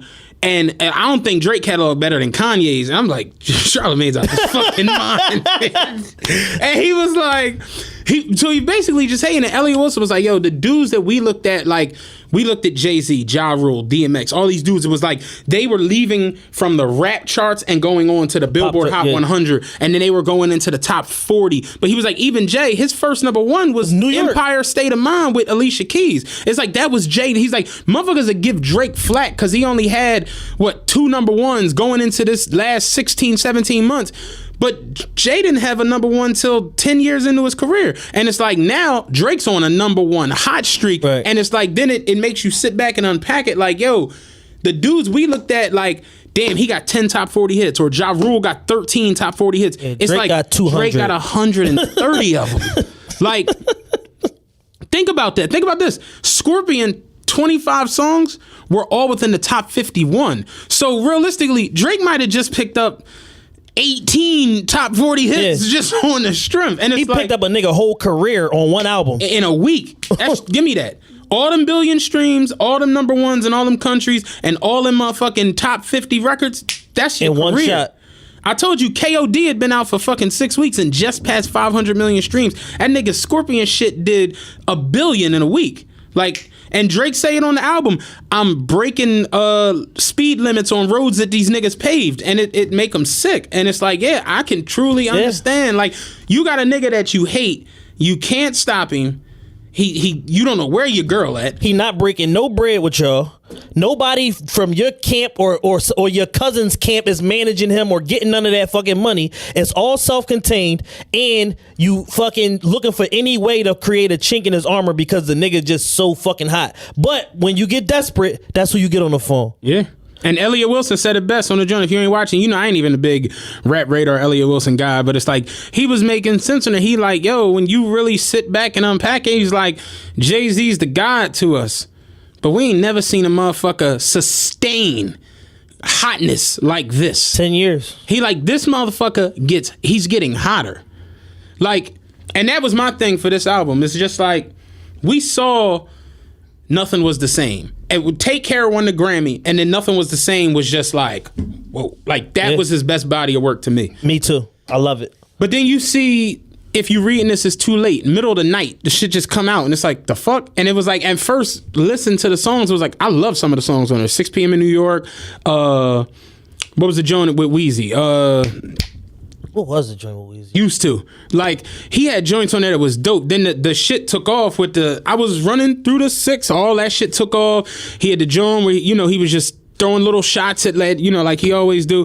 And the album went platinum. It was the only album that went platinum that year or some crazy shit. And it was like, all right, yeah, I think Drake, like the fact that he was leaving the deal, you know what I'm saying? Middle of the night drop with no promotion. It's like, yeah, I think Drake about to be like on some, he hit his peak. He won the Grammy, and then he signs the deal with Apple. And it's like, he runs into the situation with Meek. Yo, he don't write his raps. What? That's death for a rapper. But then you realize, like, Quentin Miller's kind of a weirdo. And You hear the reference tracks, then you see DJ Drama, Funk Flex, all these motherfuckers act a fool in the whole behind the scenes shit, Swiss Beats, Puff, all these niggas conspiring with Meek to like, yeah, Jay. Don't forget Jay. Jay was the fucking leader of the cabal. And they like, yeah, we gonna get this nigga out of here. And it's like, then Drake drops Charged Up and then drops Back to Back, and Back to Back becomes an international smash that goes 4 times platinum, and this nigga gets nominated for a Grammy. And then Meek's response was so trash that it was like, he had to delete it from the internet. Drake posted it on the OVO page, like to try to get it some more listens. I'm like, y'all assholes. I'm like, how y'all not stabbed this nigga yet? So it's like, boom, you go through that situation and it's like, okay, Drake's got another album cycle coming up. Is the ghostwriting shit gonna hurt him? Damn, you know, the whole run-in with everybody, like niggas not fucking with him. Then views drop and it's out of this world numbers. He does volume 2 numbers in a dead, like 16 was dead. It was dead. And then he has the biggest streamed song ever on that album. And it's like, he sells 5 mil, 900,000 first week. He has a song that breaks the streaming record on some crazy shit, and it's the most streamed song ever. And that was, to me, was like, I think Drake's reached the level of like hotness to where it's like, I don't think he can get no hotter. Then this Scorpion shit after the Pusha T shit.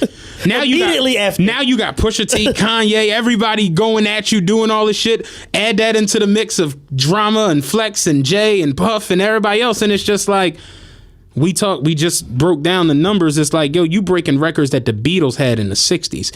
He breaking records that Janet Jackson had in the 80s. He's breaking records that we just haven't even seen broke. Like, there ain't even nothing to compare it to because there's never been an album with 1 billion streams in a week. So you can't even compare it to nothing. And I told my homie the other day, honestly, I'm a Drake fan, so I think he's like already locked up album of the year at the Grammys, unless Adele drop or, you know, Bruno or somebody. Maybe if Beyonce and Taylor Swift do a joint album, I don't know. But I'm like, the album has done too much in 2 weeks for it to be ignored, and it's not going away because, like I said earlier, it's the only shit in the market that's sticking. And he's literally he's climbing up the charts. The first week, it was 27 songs over the Hot 100. The second week is 25 out of 51. He's going, and his number 5 song went to number 1. He's competing literally with himself. Kanye threw 35 songs to this nigga, and they can't compete. I told my homie the other day, I'm like, do you know how ignorant that shit is for you to have the number 1, the number 2, the number 4, the number 6, the number 7, the number 8, and the number 9 song in the country? It's like, damn, when do the fatigue crack? Because all these motherfuckers, I know for a fact that Get Rich or Die Trying had 7 smashes on it.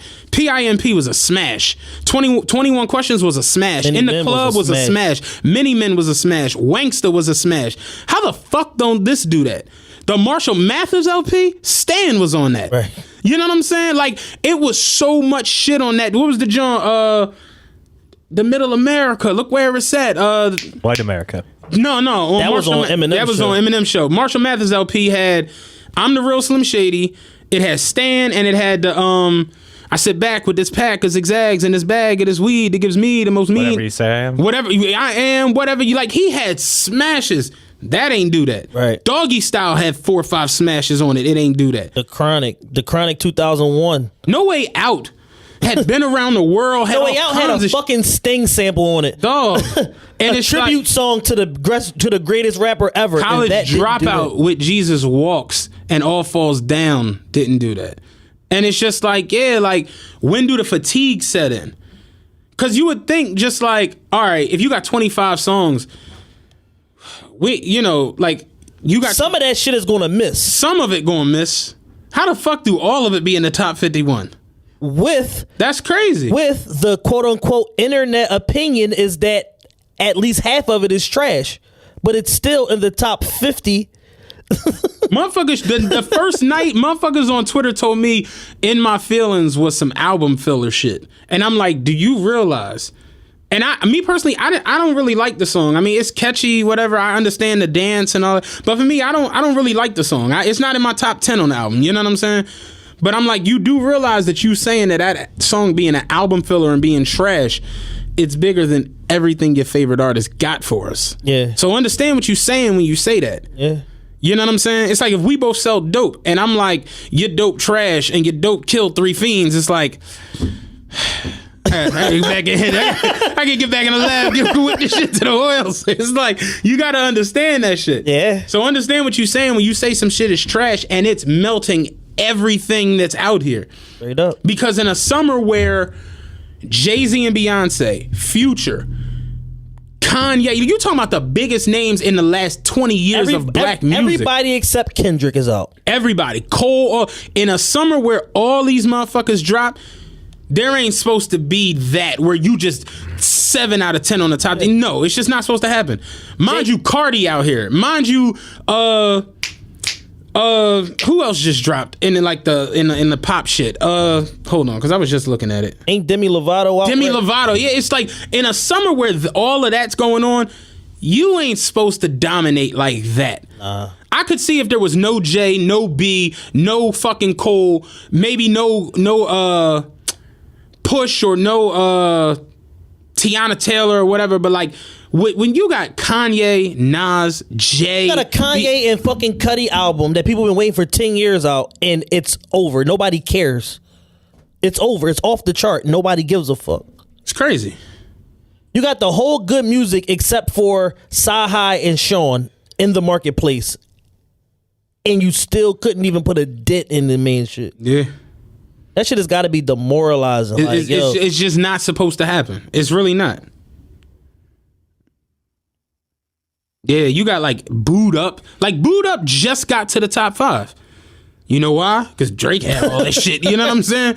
Like think about that. Booed Up just got the top 5. And it was number 1 R&B. Yeah. And it just got to the top 5. Ariana Grande. Like for huge her, artist. For her, for XXX dying, for all of this shit that's going on, Drake ain't supposed to be melting y'all like that. So it's like, yeah, either this album is good and y'all just full of shit, or everybody y'all like is shitty. Or I was gonna say, or this album is good and y'all just full of shit. So something not adding up. You know what I mean? But I don't know. It's like you just gotta respect it for what it is. When you coagulate the numbers, it comes from so many different sources that the word of the week is coagulate. Everybody can't be wrong. You know what I'm saying? It's like YouTube, Spotify, Apple Music, Tidal, Stitcher, like all these different fucking sources, radio, video, television. It's like once Vivo, all of that goes into the formula that calculates where these songs place at. So you can't tell me that an album that has 25 songs in the top 51 is garbage when y'all are listening on every fucking platform available. That's another joint that my homie at work had pointed out. He like, dog, if you got the number 1, number 2, number 4, number 5, number 6, number 7, number 8, number 9, you got 7 songs, and I'm not the number 5, 6 through 9, 1, 2, and 4. You got 7 songs in the top 10. 70% of the top 10. He's like, that literally means that shit is just playing everywhere non-stop. And all the time. That means like when you in the car, when you at your job, that you at the gym. He's like, when you at the doctor's office, that shit is playing in that little speaker. He like, that shit is playing everywhere because big time motherfuckers don't get top 5 hits. Like think about it. LMA with Boot Up just got the top 5. That is a smash. Yeah. But this nigga got 7 of the top 10, so it's like, as much as we've heard Boot Up, that means that In My Feelings is playing that much. That means that Nonstop is... I was so happy Nonstop was the number 2 song in the country, because niggas told me it was ass. And even you, I'm like, yo, Nonstop is the shit, Yeah, yo. I was like, I don't know. Probably by the time I listened to it the 3rd time, though, I was like, oh, no, this... I'm like, yo, that shit is a fucking banger. It sounds like some 3 6 Mafia shit, and I love that hook. But yeah, it's like, you just gotta respect it for what it is, man, and just... Drake right now, it's... You know, I've never seen anything like it. Killing shit. Like, and I told you, shout out to Rod. Like, I'm talking about like back when like there wasn't even like places you could go for this shit. You know what I'm saying? Like, I'm talking about back when you had to go on like SOHH and shit like that. Like, you really had to go looking for numbers and looking for like all of the shit that went on around music. You remember Snoop did 800 grand first week, and it was like, that was like, what the fuck? Like, that was out of this world in the early 90s. So yeah, seeing this shit now, and like your man said, Murder Inc. Irv Gotti said if Drake was out when we was out 98, 20 million. he'd be doing 20 every fucking record. Like, yeah, that shit is real. Where do I want to go? You don't want to go to y'all still being crazy because I know you're gonna get livid on this one. Kylie Jenner set the internet ablaze. Oh this week. man. So Kylie Jenner is 20 years old. She's going to be nominated for Nubian White Queen of 2018. She got it locked up as of right now. It's between her and her sister. Yeah, it's between her and Kim and Jilly. Jilly from Philly. I'm like, she got mad at me because she wasn't nominated last year. I'm like, you know what? She's dedicated her Caucasian life to inner city youth. It's like, yeah, Jilly's definitely going to get a nomination at least. But Kylie Jenner, 20 years old, started a cosmetic line. 2 years ago. 2 years ago, well, 19 months ago, they said, whatever. They have a valuation of $900 million. Forbes and who else had her on the cover this week? It was Forbes and... I know it was Forbes. I know the Forbes shit is what everybody was all up in arms about. But anyway, because Forbes called her a self-made billionaire. Yes. The youngest self-made billionaire. The youngest billionaire ever, period. Right. But they said the youngest self-made billionaire. And that set the internet into a frenzy. People lost it. I mean, people lost it. I mean, like, lost it. Like, oh, y'all lost it. like y'all really, really went left. What are your thoughts on it? My thoughts is this. Once upon a time, I worked for Enterprise Rent-A-Car and then Enterprise Fleet Management. For those of you that don't know, Enterprise is a Fortune 20 company, not Fortune 500, Fortune 20. They are a $7 billion company, and they are a privately held company. They do not have any publicly traded assets or holdings or anything. Sort of like Wawa. They are a privately held company, Fortune 20. That company makes roughly $3 billion a year in revenue. What they net is not always disclosed, but they're set on its face. Most big companies don't tell you the profits. They just tell you this is the revenue, this is the flip of the. Not only do they own Enterprise and Enterprise Fleet Management and Enterprise Trucking and National Rent-A-Car and Alamo Rent-A-Car and Enterprise Car Sharing, all of this shit, it's all self-sustained. And working for them, my first year in Rent-A-Car as a management trainee, I made $38,000. My second year as an assistant manager, I made $45,000. My third year as a branch manager, I made $60,000. And when I went into fleet, I made constantly above that. My last period of working there, I made $81,000 in 7 months before I left and went and did my own shit or whatever.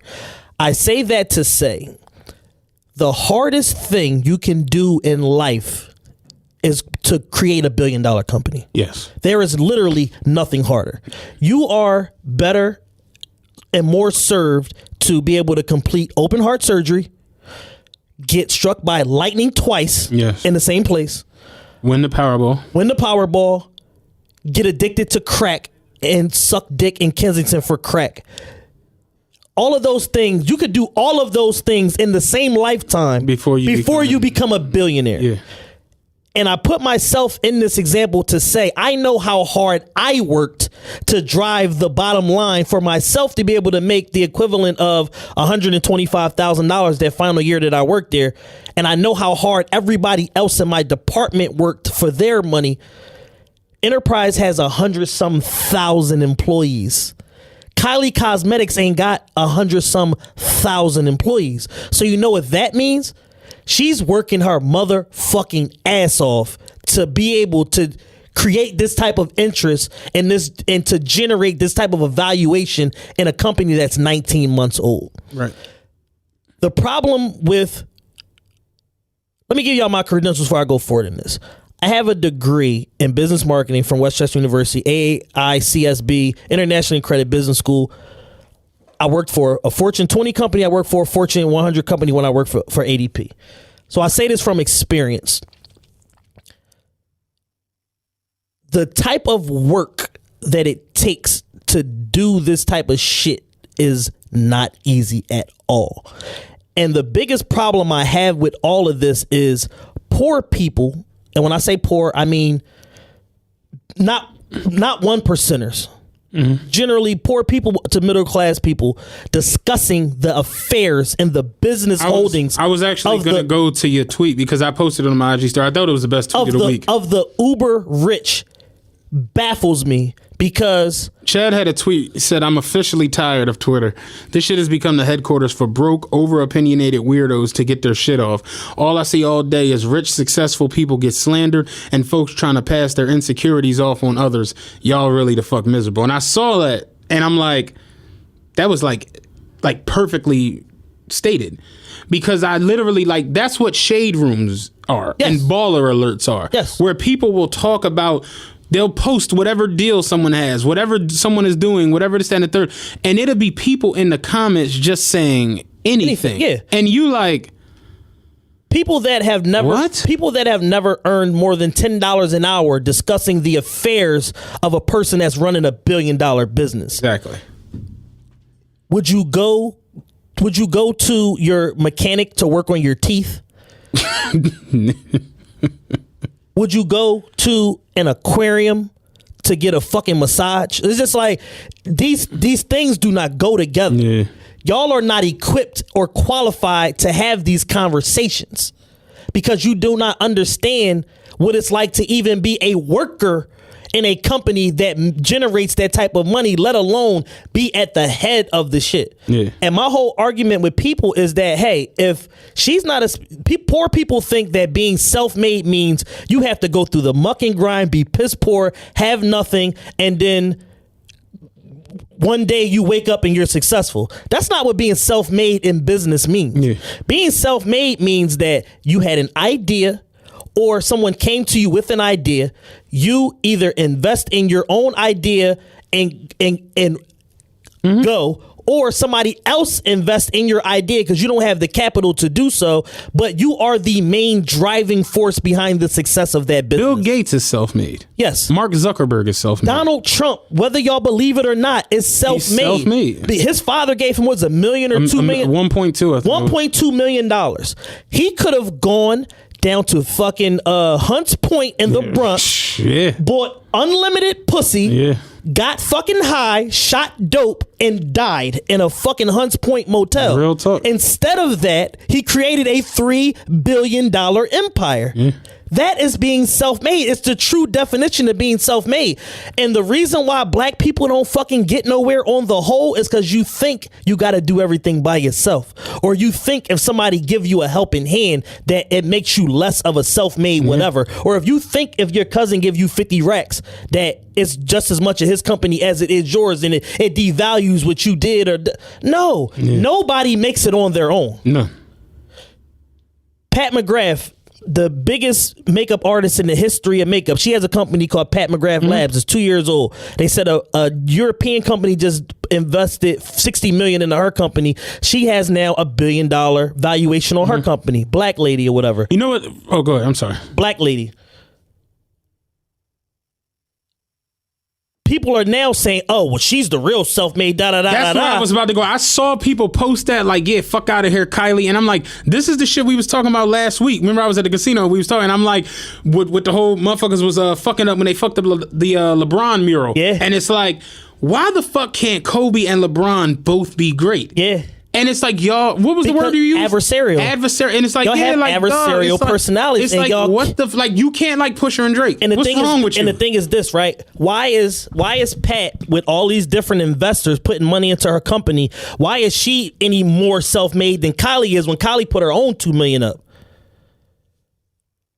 Did y'all hear that? Kylie put her own $2 million up. Because it's like, oh, well, Kylie came from a rich family. And it's like, yeah, most people on statistics, if you come from an affluent family, you have a better shot of winding up on drugs. On Skid fucking Row. Than you do of being $1 billion CEO. Yes. Andy Reid's kids. Like that's you living legit. on the main. You living on the main line. Y'all go to the NFC Championship every year. Y'all went to the Super Bowl. You're making $8, $10, $12 million a fucking year. Your kids are sucking dick for heroin. Because most people can't handle the affluence. And somebody said that to me on Twitter the other day. Oh, well, would she do that if it wasn't for her family? And I'm like, you do know Aaron Spelling? You remember Aaron? A lot of people don't know who Aaron Spelling is. He was the producer of like 90210, all that shit, Beverly Hills 90210. Filthy fucking rich. Yes. The home that he lived in Homely Hills was worth $155 million. Like, they're one of the richest motherfucking families out there.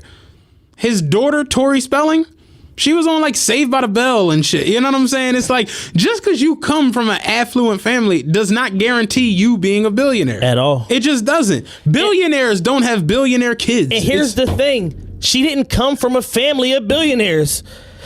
She came from an extremely successful family. One of the most successful families in the state of California. Absolutely. Like, I saw somebody the other day like, oh, it's kind of ridiculous that they even turned it into that much wealth. I'm like, no, it ain't. No, I'm it's like, not. I'm like, Kris Jenner is a fucking genius. Yes. You know why? Because y'all be out here fucking random ass niggas in the league and don't be making no millions.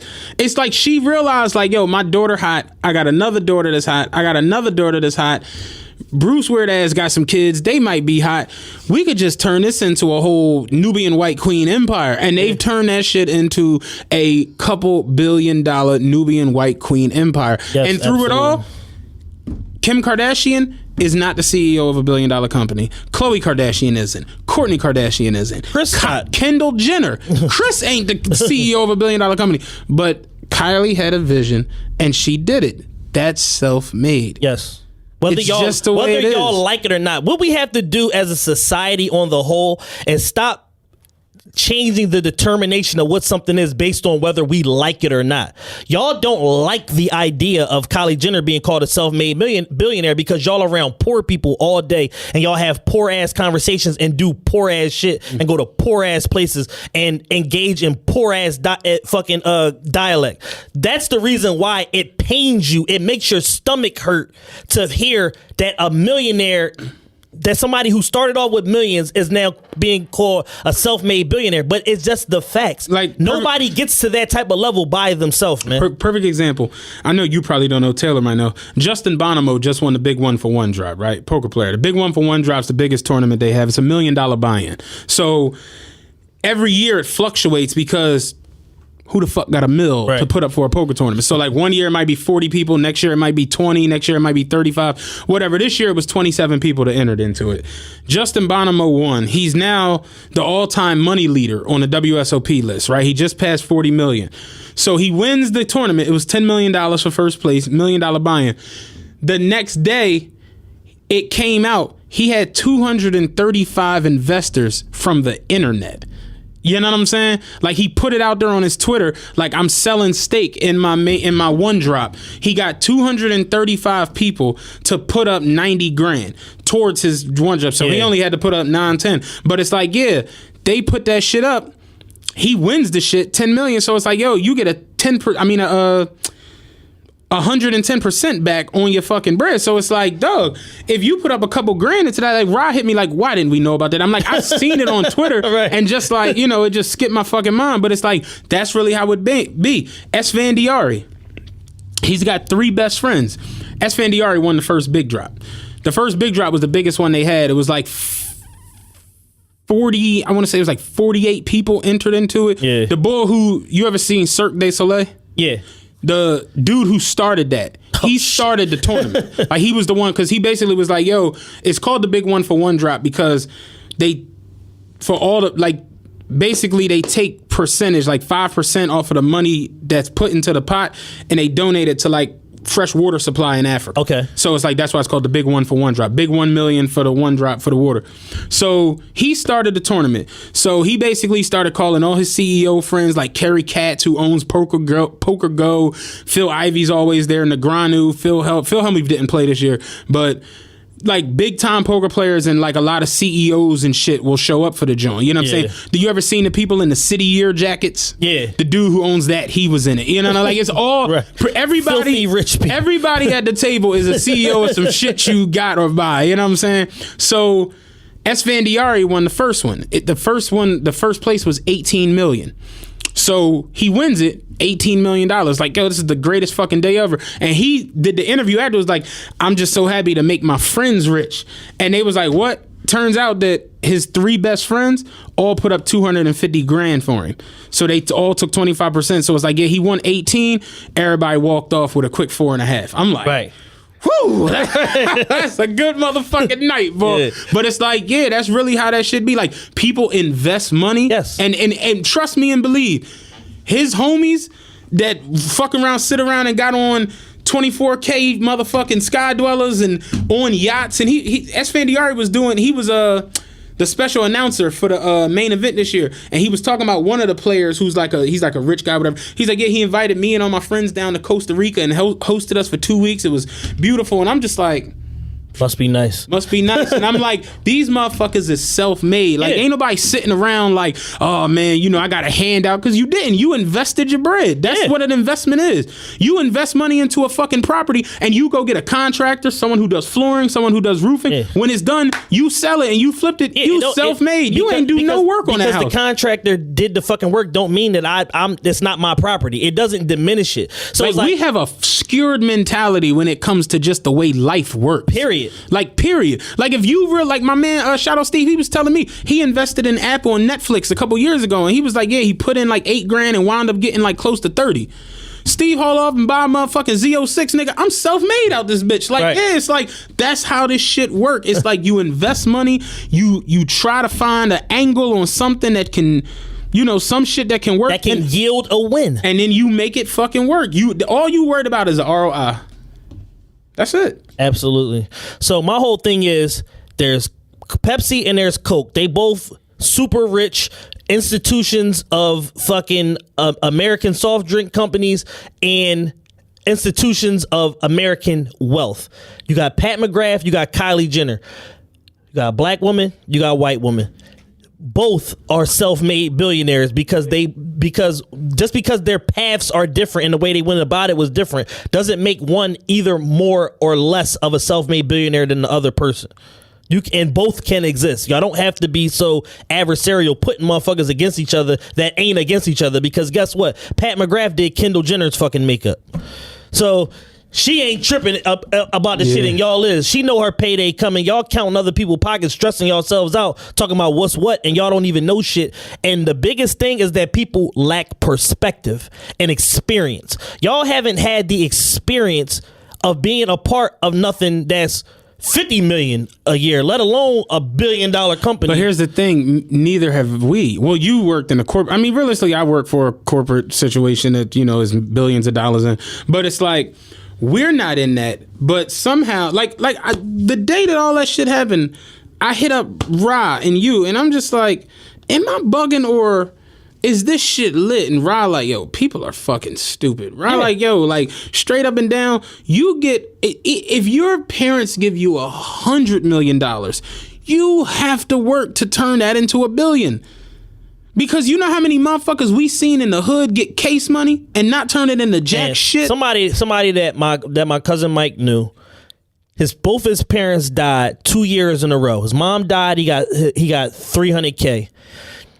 Blew through the fucking money in a year. He buying cars, he buying bricks, all type of stupid ass shit. Somebody jamming for 20 stacks, like all type of stupid shit. He's dead pop. The next year his father died. He get $500,000. 18 months later, he's dead fucking pop. That's $800,000 within 13, 14 calendar months, and he's dead popped. There are far too many stories like this. And the whole reason why I applaud somebody like Kylie Jenner, who fucking invested her money, turned 2 into a Billy, because that shit is, number one, impossible, and number two, we done seen motherfuckers like Vin Baker and Antoine Walker use their talent, their God-given talent and their work ethic to get 120, 180 million and fuck it all off and give it all back. And there's far more of them stories than it is of somebody turning 2 million into $1 billion. Real talk. So if y'all can't respect that, y'all on bullshit. Y'all just on fucking timeout, as far as I'm concerned. I told you, I'm down like 70 fucking people I'm following on Twitter, cause it's like, for what? Like, you clearly don't understand moving forward or moving along. You don't in get life. how this shit works. You just don't understand it. And it's like that, like that's a perfect example. It's like, motherfuckers, I've seen people literally get 30,000, 70,000. I know a couple motherfuckers that got over 6 figures. It was one motherfucker around my own neighborhood that came up on close to $1 million on some K shit. That's crazy. And niggas was buying Hummers, SLs, all kinds of shit. And it's like, I remember the Hummer days. and yeah, the Hummers was everywhere. and it's just like, yo, it's so much easier to spend $1 million than it is to take $1 million and make more millions. Yes. That shit is a skill in itself. Look at how many ballers, football players, basketball players, baseball players come into 30 million signing bonuses and 20 million a year guaranteed and fuck it off trying businesses. Yep. Jamal Mashburn Steakhouse. Nigga, what do you need a steakhouse for? You don't cook steaks. Jamal Mashburn said his restaurant was open for 3 weeks after he sunk $600,000 into it. I'm just like, damn. You could have took that same $600,000 or took 1.2 mil and got how many fucking Wendy's or something? The bull on the one joint I was watching, he was a financial advisor. He said, he was like, he'll remain nameless. I won't say his name, but he was in the NBA, came to me and was like, yeah, I got an idea for a business that I think I'm gonna put some money into. He's like, what is it? He was like, well, you know how things flood down here? Yeah, it's basically floatable rafts for your couches and your TVs. So when the flood over, you can just go get your stuff, unzip it, and take it back to the house. He's like, you've got to be. This is the dumbest idea I've ever heard in my life. It's like, we get a flood once every 5-6 years, baby. Are you serious? And you want to build a business? He was around like, this shit. then I had a football player come to me, was like, his buddy put him on to a place a farm patch that grows giant tomatoes, and we could get into the ketchup industry. And he was like, y'all don't need freedom, man. Like, y'all really just need to. He was like, the best thing you can do with your money is put it into money market accounts where you yield a small 1 to 2% interest because it's guaranteed. He's like, all these harebrained schemes, no. My money market account payout every month like clockwork. Dog, it's like, it just don't even make no goddamn sense for some of the shit that, like, it's mind boggling. And it's like, yo, you look back over the years, it's like, I remember seeing athletes opening up restaurants, strip clubs, just shit you have no knowledge of. Yep. Just because you want to be the man, yeah, I got a strip joint. You know what I'm saying? Yeah, I gotta. Like, my man the other day was like, well, shit, Floyd opened a strip club. I'm like, Floyd a billionaire and got nothing but time. Yeah. That's different from you still working and getting $8 million a season that you got to pay taxes on. Floyd there every night. Like, Floyd is actually putting in the sweat equity on top of everything else. Floyd, he don't got shit else to do. Floyd posted a picture the other day where he got on the billionaire watch and a bunch of jewelry, and motherfuckers online was like, I'm reading the comments on Baller Alert. I mean, not Baller Alert, on BR with Bleacher Report. And I'm like, motherfuckers like Floyd crazy, like, what the fuck, he's such a show off, like he look weird with all his jewelry. I'm like, I text Chad, I'm like, oh, Floyd that dripping in lit. I'm like, this nigga dripping in this motherfucking dog. Got an $18 million watch on. He is beyond your and reproach. honestly, that goes back to that tweet you said. It's like, motherfuckers literally lives, they be so miserable that they see shit that's just out of this world, and it's like, fuck you do that for? And it's like, because that shit was there. Yeah. Like, you gotta understand something. When a nigga buy a $18 million watch, you know why? Because he got 18 mil he can spend on a watch. And that motherfucker going to praise for every bit of fucking 60 million, and he could sell it tomorrow for 23. It's like when you go to get a car. Yeah, you can go get a Camry. Nice. I like the new Camrys, actually. They look fucking lit. I like the Avalons a lot. The Toyota's whole little new line is lit. But it's like, yeah, you go get a Camry because you had $28,000 to spend on a car.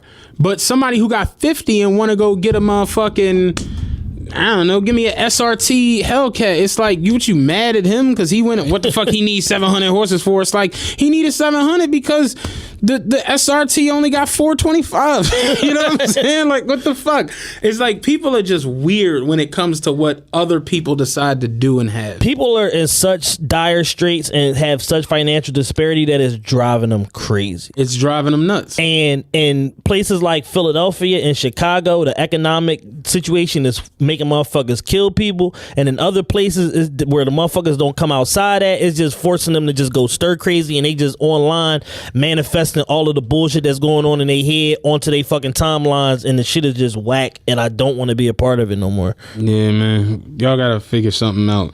I want to talk about this Shady McCoy shit. Oh, please, let's do it. Because that was a very, very... and now that it's been a week or so, we got all the moving parts because it was a lot going on to it.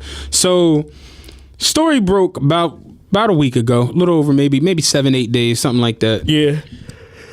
Shady McCoy's girlfriend, her friend, posted a picture on Instagram of her friend all beat the fuck up, face battered, bloody, bruised, and then she came at Shady McCoy saying, "You are a monster. We ignored the time when you beat the dog so bad that the dog had kidney failure. We didn't even talk about when we caught you beating your son for peeing in the bed. We don't talk about you being on drugs or taking steroids, but there's no reason for my friend to have to walk around looking like this." And it sent shockwaves through the sports world, the media, local news, all the gossip rags, all the gossip fucking rags. Like, everybody just went crazy. And I even caught a little bit of flack because I made a post and was like, yo, if you with somebody, right, and you get you know that they beat their kid, abused the kid for peeing in the bed. Okay, you know he abuses children. He beat the dog in the kidney failure, and you're still like around. Yeah, that's, to me, is like, what the fuck are you still there for? Because you next. I had talks with a few close people I love. I had talks with a couple, and I posted on Instagram, and like people was like saying, like, basically like, oh, you don't understand what it's like to be part of domestic violence, and I hate when men speak on it, and this, that, and the third. I'm like, I'm not trying to like offend any women, or, you know, I love women, you know what I'm saying? I told my lady that, like, I got respect for, I had a mother, I have sisters. I'm not one of them. My thing is, you can get away. You know what I'm saying? If it's that, you can get away. Yeah. Greyhound, $39.99. You can go anywhere in the world. You know what I'm saying? It's like, you can get the fuck away. But then as the layer of the onion started getting peeled back, we realized this isn't even domestic violence. And it's like, damn, all of these arguing, all the shit we did was for nothing, because Shady was in Florida. So Shady didn't put his hands on her.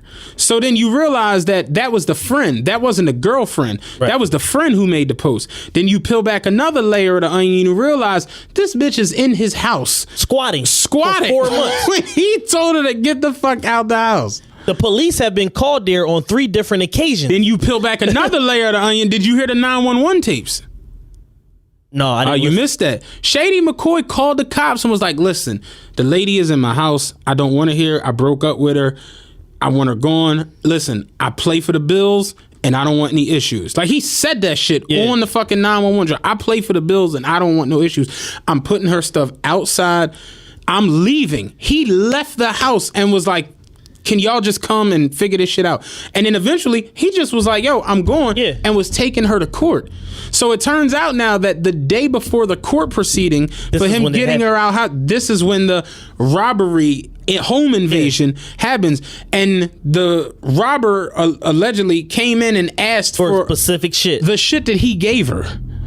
Like the watch, the necklace, all of that shit. So it's just like, I hate it. I hate everybody. But some of the jewelry that she had was borrowed from a showroom for some special events, and she didn't want to give the borrowed jewelry back. So, not to victim shame her, but what type of person are you that you want to hurt this man so bad that you won't give back some $200,000 fucking borrowed jewelry that was supposed to go back the day after the fucking event? Yeah. So it's like, you take all these factors, and I said this on Twitter. I said, yo, we literally have no fucking clue what happened. And we probably never will really find out. Shady could have had something to do with it. The chick could have set it up herself. Her girlfriend could have set her up.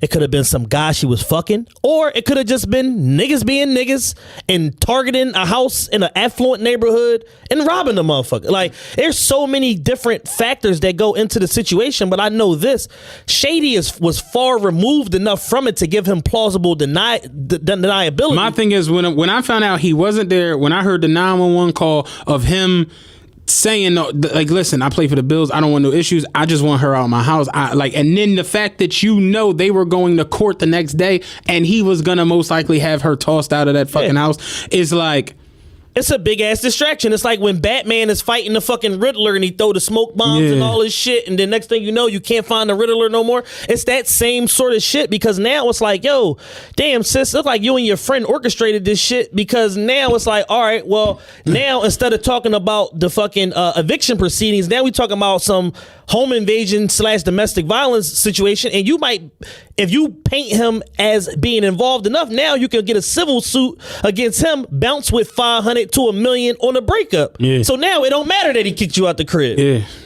And from talking to a very close friend of mine, somebody that knows her, they was like, yo, we got mutual acquaintances and stuff like that in Atlanta. And they like, yo, she like a chick that was like always like looking for a come up. And even when she was with Marcus Vick, she used to cheat on him ungodly because she was trying to fuck her way into a bigger bag. And then she got with Shady and she found a bigger bag and thought they was going to get married. Tried to strong arm him into marrying her, like on some blackmail shit. Like, oh, if you don't marry me, I'm going to tell. And then this shit happens. And then he break up with her, and then now you got all this bullshit literally the day before y'all supposed to go to court. So I don't know what happened, but I do know it's character issues on both sides of the coin, and all people wanted to talk about is his past and him kicking a chick off a party bus, but not talking about the fact that the chick spit on him or whatever the fuck she did. That you know what I'm saying? Nobody wants to examine the full scope of the situation once they see that a woman is injured. And I understand it. I get it. But she got issues of her own, and it was a history there leading up to this, and him documented doing the smartest thing he could do, which is document it and put it on file with the police before they could try to say, oh, you did XYZ. Like, nah, I'll call the cops first. My thing is this: if we're going to court so I can get you out of the house I own that you aren't supposed to be in, why the hell am I doing a home invasion? You about to get out. That doesn't even make logical sense. And I saw people on Instagram, of course, the craziest place on the planet.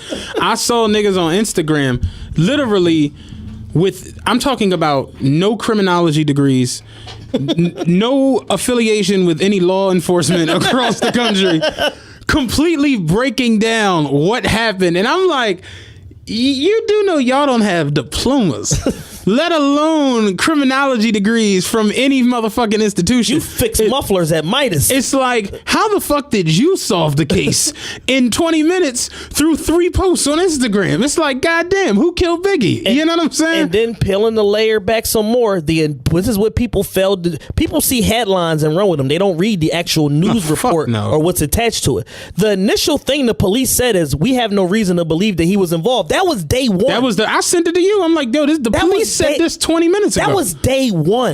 Then as the week went on, by the time last Thursday rolled around, she issued a statement through her lawyer. I'm no longer completely sure that he had anything to do with it. And it's just like, Jesus Christ. So it's like all of that bullshit. Like, you don't know what that loses for Shady. You know what I'm saying? Any endorsement. You just don't know. He might have been about to get a fucking endorsement deal with fucking Gerber. Right. And that shit's out the window. It's like, and people don't realize that it's like, you take the opposition in whatever side people are liking or not liking, they look at you like you scum, and it's like, nah, it's just that, like, how your little cousin got face tats and shoot people and he go to court, and it's like, you be like, free to real, and it's like, he probably should not be freed. Right. But if he could put forth a proper defense and cause reasonable doubt, he gonna roll. He gonna roll. And that's just that's America. That's just the way it go. It's people in jail right now for long times that didn't do shit. It's people out here that do shit every Thursday. Right. And they gonna get crabs tonight. You know what I'm saying? It's just the way it go. So it's like, when it happened, it's like, okay, it's cool to jump on Shady bag and like, you a piece of shit. My thing was, I think everybody's a piece of shit. If all of this is true, that was my issue. Right. And then as it went on, it's like, oh, Shady might not be a piece of shit. Because this is the thing. If you tell me, yeah, motherfucker, I saw you beat the dog in a kidney failure. I saw you abuse your son. I saw you do drugs. I saw you take steroids. You've made allegations on Shady. Yeah. We don't know if those are true or not. You just allege that he did these things. He's a public figure. So I can't be like, yo, Shady, you a piece of shit. You did this, that, and the third. But what I do know is true is you've admitted to staying there after he beat the dog in the kidney. So it's like you got some issues also because you're complicit. And it's like, yeah, it's like the coin has two sides. Like, it's, you know, it's cool to flip it. And me and Matt in the car together, and Matt tell me, I'm about to go kill this motherfucker right now. Like, I'm running every red light till I get there. I'm going to blow this nigga head off in front of Seafood Sensations. If I don't say, you probably shouldn't do this, or get out the car or whatever, I'm complicit in that homicide. I'm accessory to murder when he go and blow this nigga head off in front of Seafood Sensations. So if you know that somebody is keep saying Seafood Sensations is beat they son, beat they dog into fucking kidney failure, did this, and you don't say nothing, or you don't pull their coat or try to change it, you are complicit in their fucking wrongdoing. Bingo, amigo. Get it together. Yeah, but it's just weird that every time something happens, I go on the internets and I'm just like blown away at the mentalities, the thoughts, the thought processes. It's just like, yo, we are in our last days. Have to be. Without a doubt. Without a shadow of it. So yeah, man, that shady shit is wild. I hope that shit all get rectified. Get her out your house. You know what I'm saying? Philly and Made in America. Philly in a whole. Philly in a nutshell is losing like shit. Absolutely. We spoke earlier about the pool getting shut down, the block parties you can't have. It's just like, I told you, and I'll tell everybody, I've been contemplating going overseas next year, and you know, me and my lady, my lady's mother, like, I've sat down. I'm gonna sit down one of these days with my pop and explain the shit all to them. It's like, I've been contemplating going to Qatar. You know what I'm saying? One word to Jules, like, I'm gonna make that step.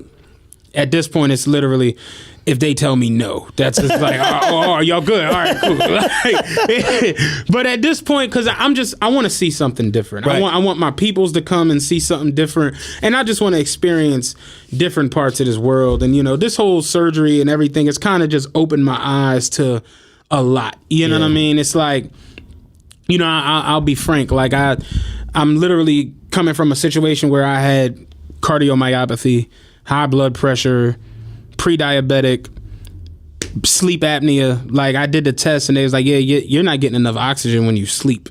And it's just like, you know, that shit's kind of scary. And it's like, you know, at one point carrying the weight I was carrying and just not being active, and the fact that I lost weight, gained it back, my body was killing me, my back, my knees. It's just like, I didn't think I was going to make it to 40. I'm just keep it a bean with you. And now I don't have sleep apnea. I sleep through the night. Like, I don't get up one time now. My girl said I don't snore at all. Right. Like, that shit's just going.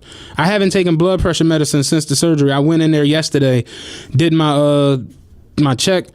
My blood pressure was 117 over 80.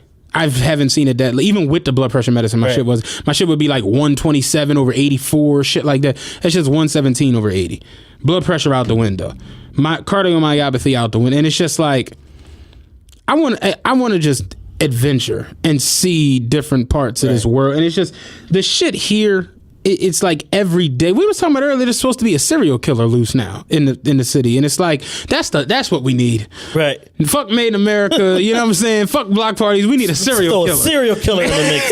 Let's see how they take this shit. Is like a Hollywood script. It's like, oh, motherfuckers getting shot every day. You can't have a block party in Southwest. You can't cook out. Let's throw a serial killer in the mix. See how they respond to that. Scary Movie 2. Like, just a bunch of silly shit. And it's like, dog, I was telling him, like, they found a body in Bartram Village. They found a body in Spring Garden. Last night, I'm coming home from, I had my doctor's appointment. I stopped at my gig. I'm coming home. 76 was a mess, so I cut across 676.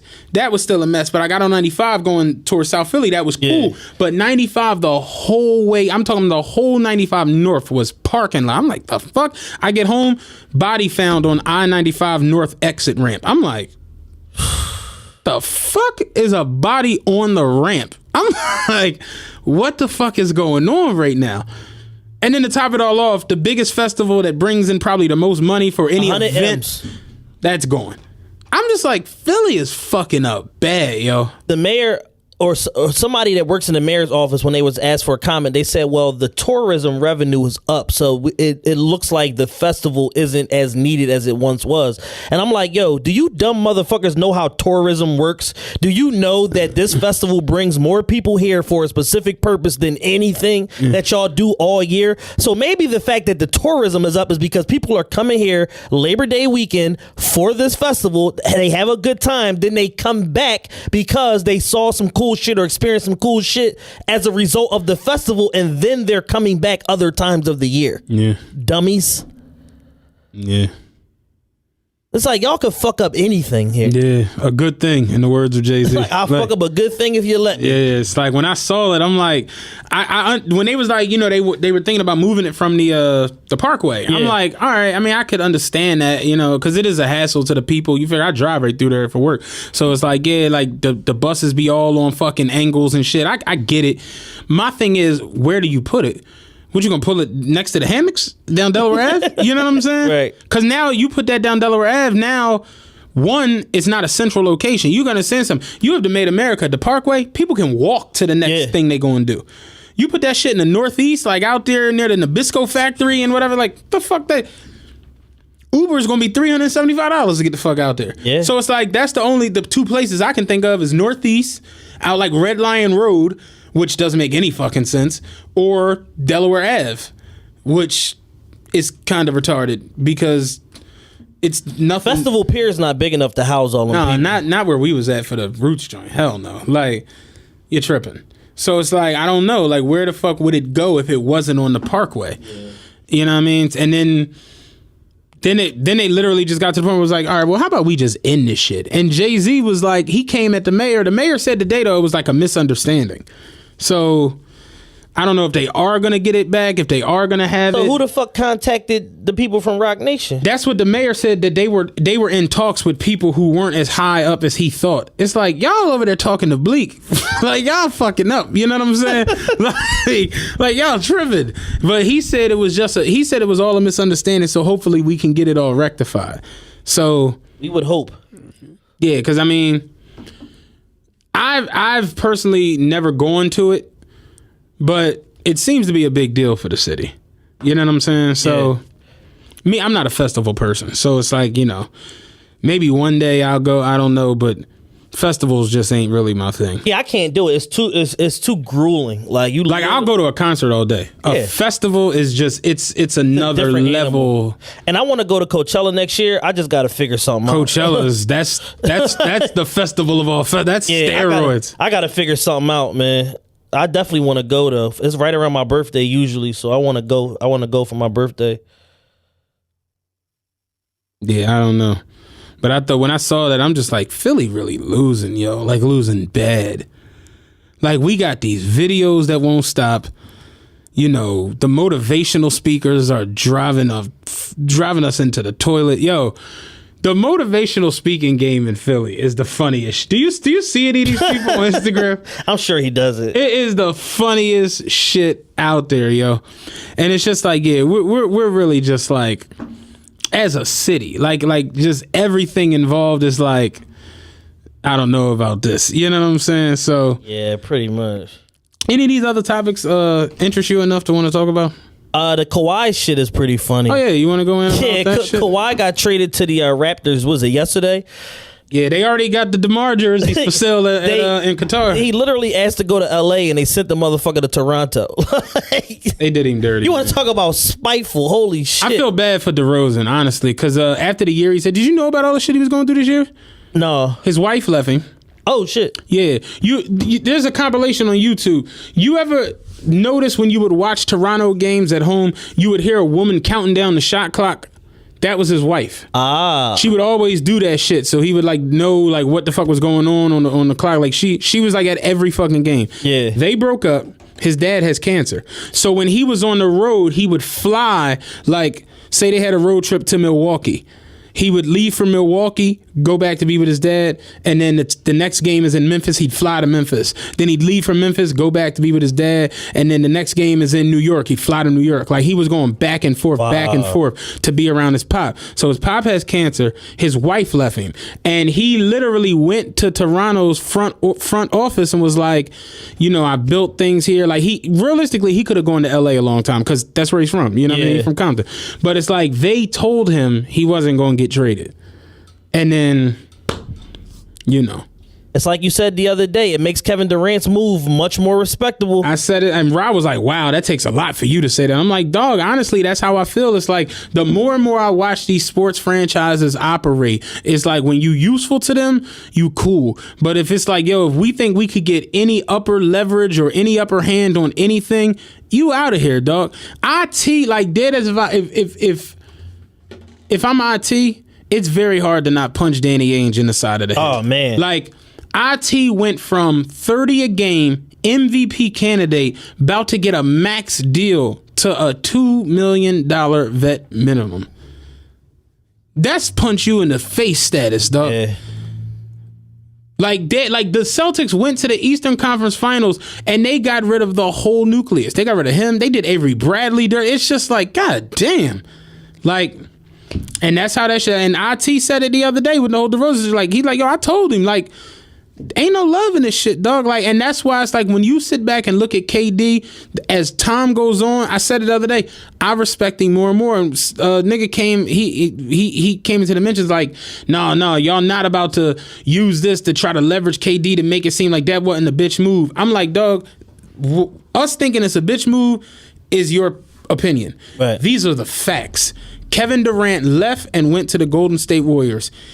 He is one of the highest paid players on the court and one of the highest paid players off the court still. He has 2 championships. He has back-to-back finals MVPs. And he is literally out here signing 2-year 1-and-1 deals. That nigga 100% controls where the fuck he plays, what system he plays in, and how that shit is rolling. If Golden State go out there this year and fumble the chip, Kev could roll.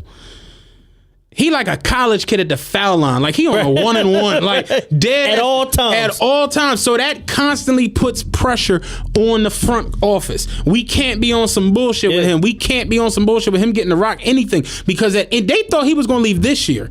It was dead sure. ass. Golden State kind of thought he was going to bounce this year.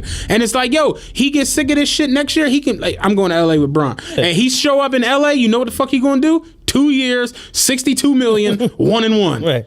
Let y'all be on some bullshit this year. I'm going back to Golden State. It's like, and I was like, that shit is cool when you can control your life, because it's only 4 motherfuckers I look at in the league that's like that. It's LeBron, him, might be 2 motherfuckers in the league like that. Real shit. I mean, it would have been Steph, but Steph locked up. Well, Steph chose to lock up. So, yeah. But realistically... But Steph needed the security, too, because Steph got injuries. The injuries and his speed is just... It's eventually going to go. Yeah. So it's like, yeah, I get it. But it's like, you look at... And Rob made a real good point the other day, because we was talking about, like, how motherfuckers... all this bouncing around and threatening to leave teams. They wasn't doing that shit back in the day. Motherfuckers was riding it out. And it was like, well, yeah, they had to ride it out. Yeah, they was signing 9-year, $14 million contracts. Like, Scottie Pippen's first deal was 7 years, $2 million a year. You don't think Scottie wanted to re-up after the 3rd championship? He couldn't. Think about, Scottie didn't get paid till he went to Houston. Yeah. Like, Scottie came in 91 and signed a 7-year deal. All them rings, $2 million a year. He couldn't re-up. And there was no opt-out. Magic first deal with the Lakers was 25 years for $25 million. Magic was like, fuck it, let's do it. Like, think about how crazy that is, a 25-year deal. And you look at Shaq, 7 years, $120 million. Garnett, 7 years. Allen Iverson, 6 years. It's like, them motherfuckers, like, Jay-Z, Jay got a line for everything. I'm overcharging niggas for what they did to the Cold Crush. Like, they was raping them niggas for years. Jordan didn't get paid till 97. Jordan. Multiple MVPs, championships, rings, all this crazy shit, crazy sneaks. He didn't get paid from Krause till 97. That's real. That's nuts. So you gotta respect these new motherfuckers like LeBron and KD. Like, yo, we ain't going through that bullshit, dog. I will leave. I will pack some Savannah, get the goddamn Gucci. Get the U-Haul. We leaving. And it's like, yeah, like that shit is admirable because for years they just fucked over niggas. Royally. You know what I'm saying? It's like literally, and then LA let Kobe do whatever the fuck he wanted for the last couple of years because it was like, yo, we got nothing. And we want to keep the revenue rolling around this bitch. So we're going to give Kobe 35 for this year, even though he only got one Achilles. Fuck it. And it's like, yeah, it's like you got to respect motherfuckers like that because back in the day, they would have tossed Kobe in the fucking bushes. Yep. They did it with Isaiah. They did that shit with Bird. They did that shit with all them niggas. All them old niggas wound up on other teams getting crazy money. Like, I was looking at it the other day. Ben Wallace, think about Ben Wallace won 4 Defensive Player of the Year awards. His best check was when he was with Cleveland. Them years with the Pistons, he wasn't getting fucking paid.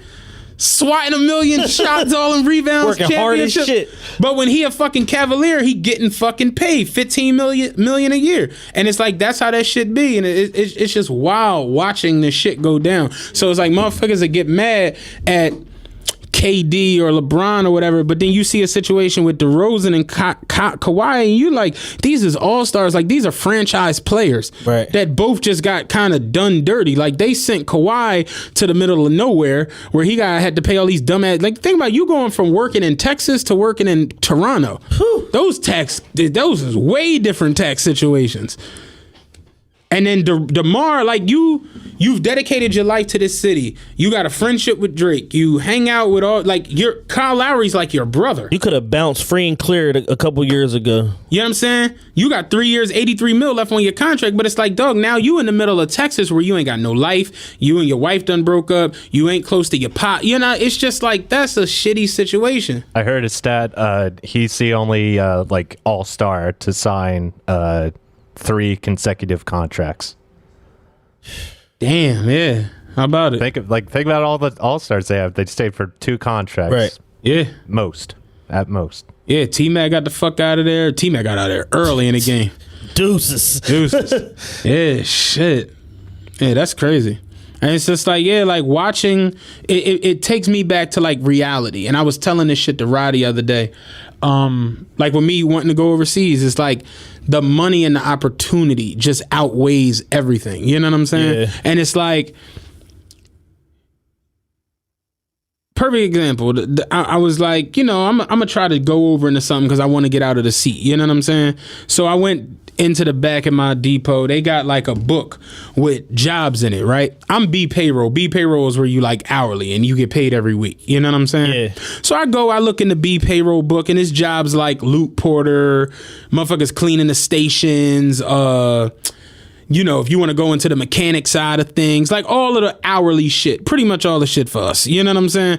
And I'm looking at it and I'm like, yeah, ain't nothing really in here. So something said, look at the A payroll. You know what I'm saying? A payroll is the motherfuckers who on salary. They get paid, you know, every other week. You know what I'm saying? A payroll is downtown. Yo, I'm looking at the jobs downtown. They got jobs that are $229,000. You know what I'm saying? Starting salary. You know what I'm saying? What the hell are you looking at? The Wi-Fi password. Oh, like, yeah, $229K starting salary. And I'm just like, I'm out here dealing with these crazy funky ass motherfuckers. And it's like, that's the higher you get on a totem pole anywhere, the less work you do and the more money you make. So my thing is, if I'm gonna be uncomfortable and I'm gonna work my ass off, why not do it and really try to put some money up to where I can invest in, like we talk all the time about the podcast network, everything. Yeah. Why not put myself in a position where I can really invest and do things with my family as opposed to this shit? Because I sit and I look, like me and Rob was talking, like, these execs, like these coaches who get these crazy contracts, they don't be amazing players. It'd be Fred Hoiberg and shit like that getting coaching deals. You know what I mean? Coach K, Calipari, all of them motherfuckers, they super loaded. They make tens of millions of dollars a year. It's just the way it goes. So it's just like, yo, selling yourself short just for the sake of some fans, fuck that shit. So it's like, I fucks with KD for like, fuck y'all. I'm gonna go get these rings because that's all they gonna remember anyway. Yep. Is the paper and the rings. That's it. So fuck all that. I'm gonna go get these fucking rings. I'm gonna go get these finals MVPs, and I'm gonna go down as one of the best motherfucking players ever. And at the end of the day, I'm gonna do what the fuck I want. That's it. He ain't got to worry about no years where it's like rebuilding and none of that shit. Because the second the Golden State start rebuilding, y'all gonna have to rebuild some more. What's faster than a Piron? I'm fucking out of here. And it's like LeBron, like watching LeBron this last year, it like you really felt that shit. Like, damn, he really on an island. Like, he was like the professor. And the rest of them niggas was Gilligan, the skipper, Marianne, fucking Thurston Howe. Like, they was just weirdos. And it's like, yeah, man, like, you shouldn't have to go through that, especially when you one of the best. And like Jordan and Magic and all, they just were a different era. Yeah, definitely. You know what I'm saying? Like, if you take the 96, like the Bulls, that was the 91 through 98 Bulls, and put them in this era, in 2 years, it'd be a team that'd be smoking them. But you know why it was no team that was smoking them? Because free agency. Right. You couldn't move around. Reggie Miller was stuck on Indiana. They had to draft Rick Smits and draft Antonio Davis. Patrick Ewing was stuck on the Knicks. They had to find John Starks at a fucking shopping bag and fucking draft. You know what I'm saying? Like, it's just the way it go. And it's like, free agency now is just way different than what it was back then. Yeah. So like when people be like, oh, you know, the Lakers and the Celtics dominated the 80s, it's like, yeah, because nobody else could catch them. You know what I'm saying? You put them Lakers in 2018, 18 months, somebody ready that they next. For sure. It's just the way it go. But hey man, we're back. It's a good show tonight. I wouldn't mind doing this time period every week. Oh, fucking right. Is lit. Is this open? We might do this like every Thursday. This is pretty cool. We fought so hard for Sundays, and then it's like, nah, fuck that. I mean, just because it'd be late Sunday. Remember before when we was Sundays up to John, we was there at like 5. So it was like, but coming in at 9 on Sunday is like, use it for my cheating excursion. Tell them I'm in Mexico. Like, yeah, I mean, but yeah, you know, good show. We out. Make sure y'all follow us on Instagram at TRP. No, it's the realest podcast ever. Twitter, TRP 2017. Follow Matt at Matt Makes Me Sick on everything. Follow me at plus.co on Instagram, or don't. I don't really care. Yeah. I'm about to delete my Twitter again. I told my girl I'm probably gonna delete my IG soon. Yeah, I'm probably gonna delete my Twitter again. Yeah, but we out of here. Holla at y'all, I guess. Peace. Next week.